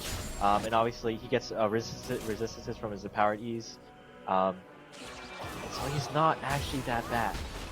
I know people are gonna disagree with me, but he's not that bad. Now we will have to see a quiet game from Marfon. Now a pretty quiet game from Marfon here. 0-0-2, just kind of chilling right now. Mercado looking for another Julian kill. Julian will just walk it off without armor, stone armor. Jinchi and River kind of trading with Tyler. Tyler not doing a whole lot of damage unless Sejuani opted for Heartsteel. And is going to want to stack that up soon. Only 53 stacks. Not a whole lot of stacks, but also not too little. We'll have to see if they can support game back out. Jinchi still trading with Tyler in the River now. Mercado and Fies on the bottom side here, trying to push up into this bot tier 2, clearing out the bush, make sure no one's sneaky in there. Okay, we'll see Julian Riftard goes down on this crystalline tower. Trying to clear with Julian calling for help. As you see, pings come down from red side here. They realized mid laner has no one seen, and they will just leave. Thumbs up thrown from Fies. Yeah, getting those turret blatings. And it will be a turret crash. It will be a Riftard crash into the bottom tier 2. And yeah, we're looking at about a 3.5k gold lead for the Chuds here. Let's see if they can hold on to it, maybe snowball it a bit. Baron is spawning in about 10 seconds. Maybe they can make a play for it, but it is kind of hard, especially without having traditional AD carry. They do have Akshan, but without having a traditional AD carry on the team, they're going to objective takes are going to be a little slower. So we'll see if they can try and, maybe look for some way to contest it. Otto still looking for this bot tier 2, trying to crack it open and maybe find that bot tier 3, find another plate there. But we'll have to see if this game go on any longer, because any longer then this Aphelios will start getting some uptime. As you can see, almost done with that Infinity Edge now. Has the BF sword, has the crit cloak, and once that Aphelios gets that Infinity carry, it will be a problem to deal with. Ziggs, 1-1-2. Up CS2 has that Luden's companion, or has that Luden's wand, and also has a blighting jewel with 2 blasting rounds. Now Julian looking for this Bard here. Bard magical journey. Will they follow? Do not opt to respect that magical journey. Mercado jumps out onto the Sejuani. Sejuani will not dash through the stones this time. Mercado might be in trouble. 3-man Malphite ult, 2-man Soda ult follow up, and Aphelios ult just barely goes live. Mega Inferno Bomb does not catch anyone, and Skyraptor is now on top of this poor Talia, and will just go down. A double kill for Hyloxenus and another kill onto the Ziggs here. Ziggs has been revived, sorry. Akshan manages to catch his one. Hold on, Akshan might be able to turn this game around. No, he will not actually. I am a liar. He will just go down after trying his best. Will bring his Ziggs back alive. Ziggs, no Mega Inferno Bomb though. Cannot steal this dragon unless something horrible goes wrong with the smite key of Tyler. But I don't think that will happen. Ziggs still looking though. Wraps around. Auto Ziggs onto the Sejuani there.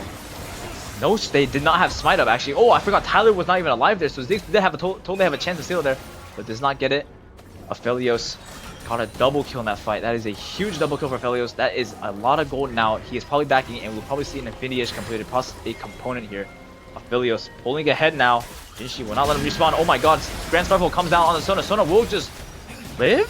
Sona lives, and they turn the target onto Aphelios. Weaver Wall comes out, and I'm not sure if Mercado thought he got the Sona or just was merciful today, but Sona will end up walking away. I believe he might have thought that red buff would kill or something. Most likely, but Sona will get out, and they will only get the Hyloxenus Aphelios, but as you saw there, he did manage to get that Infinity Edge. Now Baron started for blue team here. Motto walking up, trying to find something, gets stunned up, dashes out, does not hit the wall, the stones though, still taking damage. Julian, big man, 2 ult, and will catch the Bard. Mega Inferno Bomb comes out, and it's a big Glacial Prism, catches the Malphite for the Akshan. Akshan does go down now. Talia on the backline here. Skyraptor goes in, triple kill for the Sejuani out of nowhere, and it is an ace after blue team tried to greed for a Baron play here. Red team will not go soundly into the night and not bend over for these people, and they will easily get an ace here and a lot of tier 2 plates here. Yeah, this team fighting from Stop Laughing is fantastic. they're able to land all their opponent ults. You know, they're able to protect their back lines that can do damage, and it's just so much stronger. Obviously, they're into a comp that's more pick based for pickers, so they're kind of favored in the 5v5, even though they were down gold as earlier. Bardol tries to delay the Baron a bit more. Will only delay the recalls onto the Sona and Camille. Sona coming back. Camille will get it off, and Bard. Yeah, finds these shutdowns stragglers. come out on Team Red's side here. Shutdowns are coming out. Aphelios, the only one without one. He is on his way to complete a LDR now too. Yeah, and we see Malphite has 3 items too. This is a very, very tanky boy. This Malphite has the Sunfire, has the Frozen Heart. That armor is stacking, but now he did go for the Merc Treads, so we'll have that little bit of extra MR to kind of handle the Talia and Ziggs. Ziggs 1-3 still is sitting on those 2 Blighting Jewels and 2 Blasting Walls and a Blighting Jewel. Opting for an Oblivion Orb for the Sona, and we will have to see if that will be turned into a Morello or if she just sit on the Oblivion Orb for a little bit. Skyraptor with the Baron buff, they basically, Grand Starfall comes out, will catch Skyraptor, gets into the Weaver's wall, manages to pop Hextech Ultimatum. Will he be able to survive this? Trying to get out as he can. Fancy feet from this Camille, but will not get out just in time. But just in time for July to come in for a 2-man unstoppable charge. Catches the Fi's Talia, and now Motto will make short work of this low health Pantheon. No matter how weak Sejuani is, that Malphite or that Pantheon is just too low HP to do anything about it. Now, sieging on this bot tier 1 here with the Baron buff. Yeah, Skyraptor's able to solve for just enough time for his team to show up and get 2 out of his death. Now Julian. I'd take that any day, Absolutely. And then they get a tier 1 too. It's a 2 for 1 trade plus a bot tier 1 as a bonus reward. And Malphite TPs up to stop anything else from happening topside. Trying to stop Marathon from trying to get back some plates, get back a turret maybe. And overall, just great map control from Red side here. Skyraptor, it looked like he was going to get caught out, but manages to wiggle his way just enough time to buy Julian a 2-man ult and catches Marcato and Fives just in time. Yeah, it just really feels like Stop Laughing really understands how to play this later game macro, especially with Baron, understanding that, the Chuds, they want to make a pick with their pink comp on the side lane here whenever they're split and pushing all the lanes with Baron, and knowing that they have to respond to this really quickly. And I'm very impressed. Absolutely. The awareness from these 2 teams has been second to none. Now, as you can see, some items finally being completed on both sides of the carries here. Ziggs finally completes that Void Staff, and Aphelios has a entire... Oh my goodness, Ziggs might just die here. Actually, Hextech Ultimatum comes out, and Ziggs will just explode on her own tower, but not before getting trapped by this Talia and getting revived. So overall, a worth it fight for this Ziggs here, but July here might be getting this Pantheon a piece of himself as he ults over and manages to find his Pantheon. But back to that fight over there with the Camille and Ziggs. Ziggs was just dead meat under his own tower there by this Camille. Camille, very strong tower diver, but Akshan being able to clean up with the Talia and manages to revive the Ziggs. Now Ziggs up as well, but being able to find that Pantheon kill on the other side was very huge, as now this team fight is evened out, but Akshan does have the TP over him. Will come back in, but this will not get stolen. This drag will not get stolen, and it is keeps on fighting. Flies will go down. Flash over from Motto here. Jinshi looking to flash herself. Flashes over the wall too.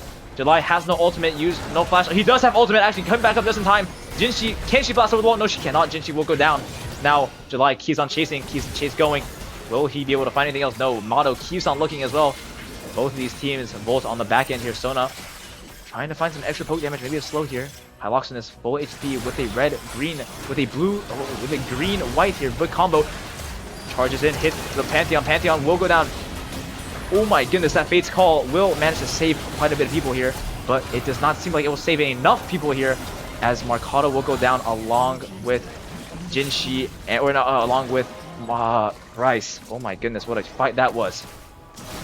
Yeah, again, with this this macro on the side of Stop Laughing, traditionally you're supposed to send your... Visual Prison manages to catch the Talia. Talia now flashes out, but will just die. Unstoppable charge back up again. This is a 30-second cooldown basically, and now July unstoppable himself. Jinshi has to watch in her own fountain as they just take their inhibitor turrets. And now producer is calling you. Skyraptor goes in on the Hex ultimatum, will catch Jinshi. Jinshi has to stand and watch as her hopes and dreams are crushed, as she cannot leave ultimatum to go back to her fountain and heal. And that is a second Nexus turret down. Motto kind of BMing right now, just standing AFK, letting Bard auto him. Marcado goes in, tries to find something back, will just go to his own demise. And it seems like what almost was a game that Chuds could have won, Stop Laughing brought it right back. Exactly. You know, obviously they were kind of outscaled. You know, Stop Laughing was able to take these team fights, you know, force these 5v5s where I feel like their team comp was favored, and they were able to play this macro very well. As I was saying before, you know, final fight broke out. Usually, whenever you're sieging for these, like a late game siege, you want to send your split pusher, for example, your Camille in that instance, mid to push to hold that that mid wave while you go siege a side lane turret. And they were able to do that. They all grouped a bot lane for that tier 2. Able to get it. You know, it was really hard to try and protect that turret, and you know, which they tried to do, obviously, but I guess they didn't realize that, you know, the whole team was hovering bot, and so just a really smart macro play that I have to applaud. Absolutely. And Stop Laughing will advance to be 4-0 now, and the Chuds will unfortunately go 0-4. But that is all we have for today of producer update real quick. Producer update. Hello, y'all. Hello. Can I take your seat, please? Hi, y'all. We're looking at the spreadsheets. There's some big news. You know, it'll be posted soon once the scores are officially calculated, tabulated, whatever. Oh my goodness. But That's of course, crazy. with 2-2-0s, Stop Laughing, Natisha's team, will be the #1 seeds. Stop Laughing and I'm Evil will be the #1 seeds? No. Stop Laughing will be the #1 seed. Okay. Because they were the only one to go 2-0-2-0 God dang. in the group stage. Atish going for his Now- back-to-back. Stop Laughing. Congratulations, you're a top seed.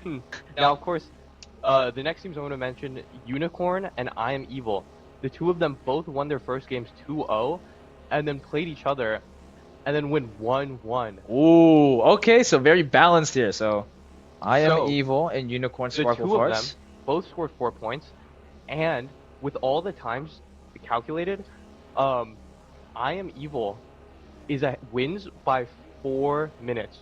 The difference between the games, the amount of times they spent in game was 4 minutes, which makes I Am Evil seed #2 and Unicorn seed #3. Okay.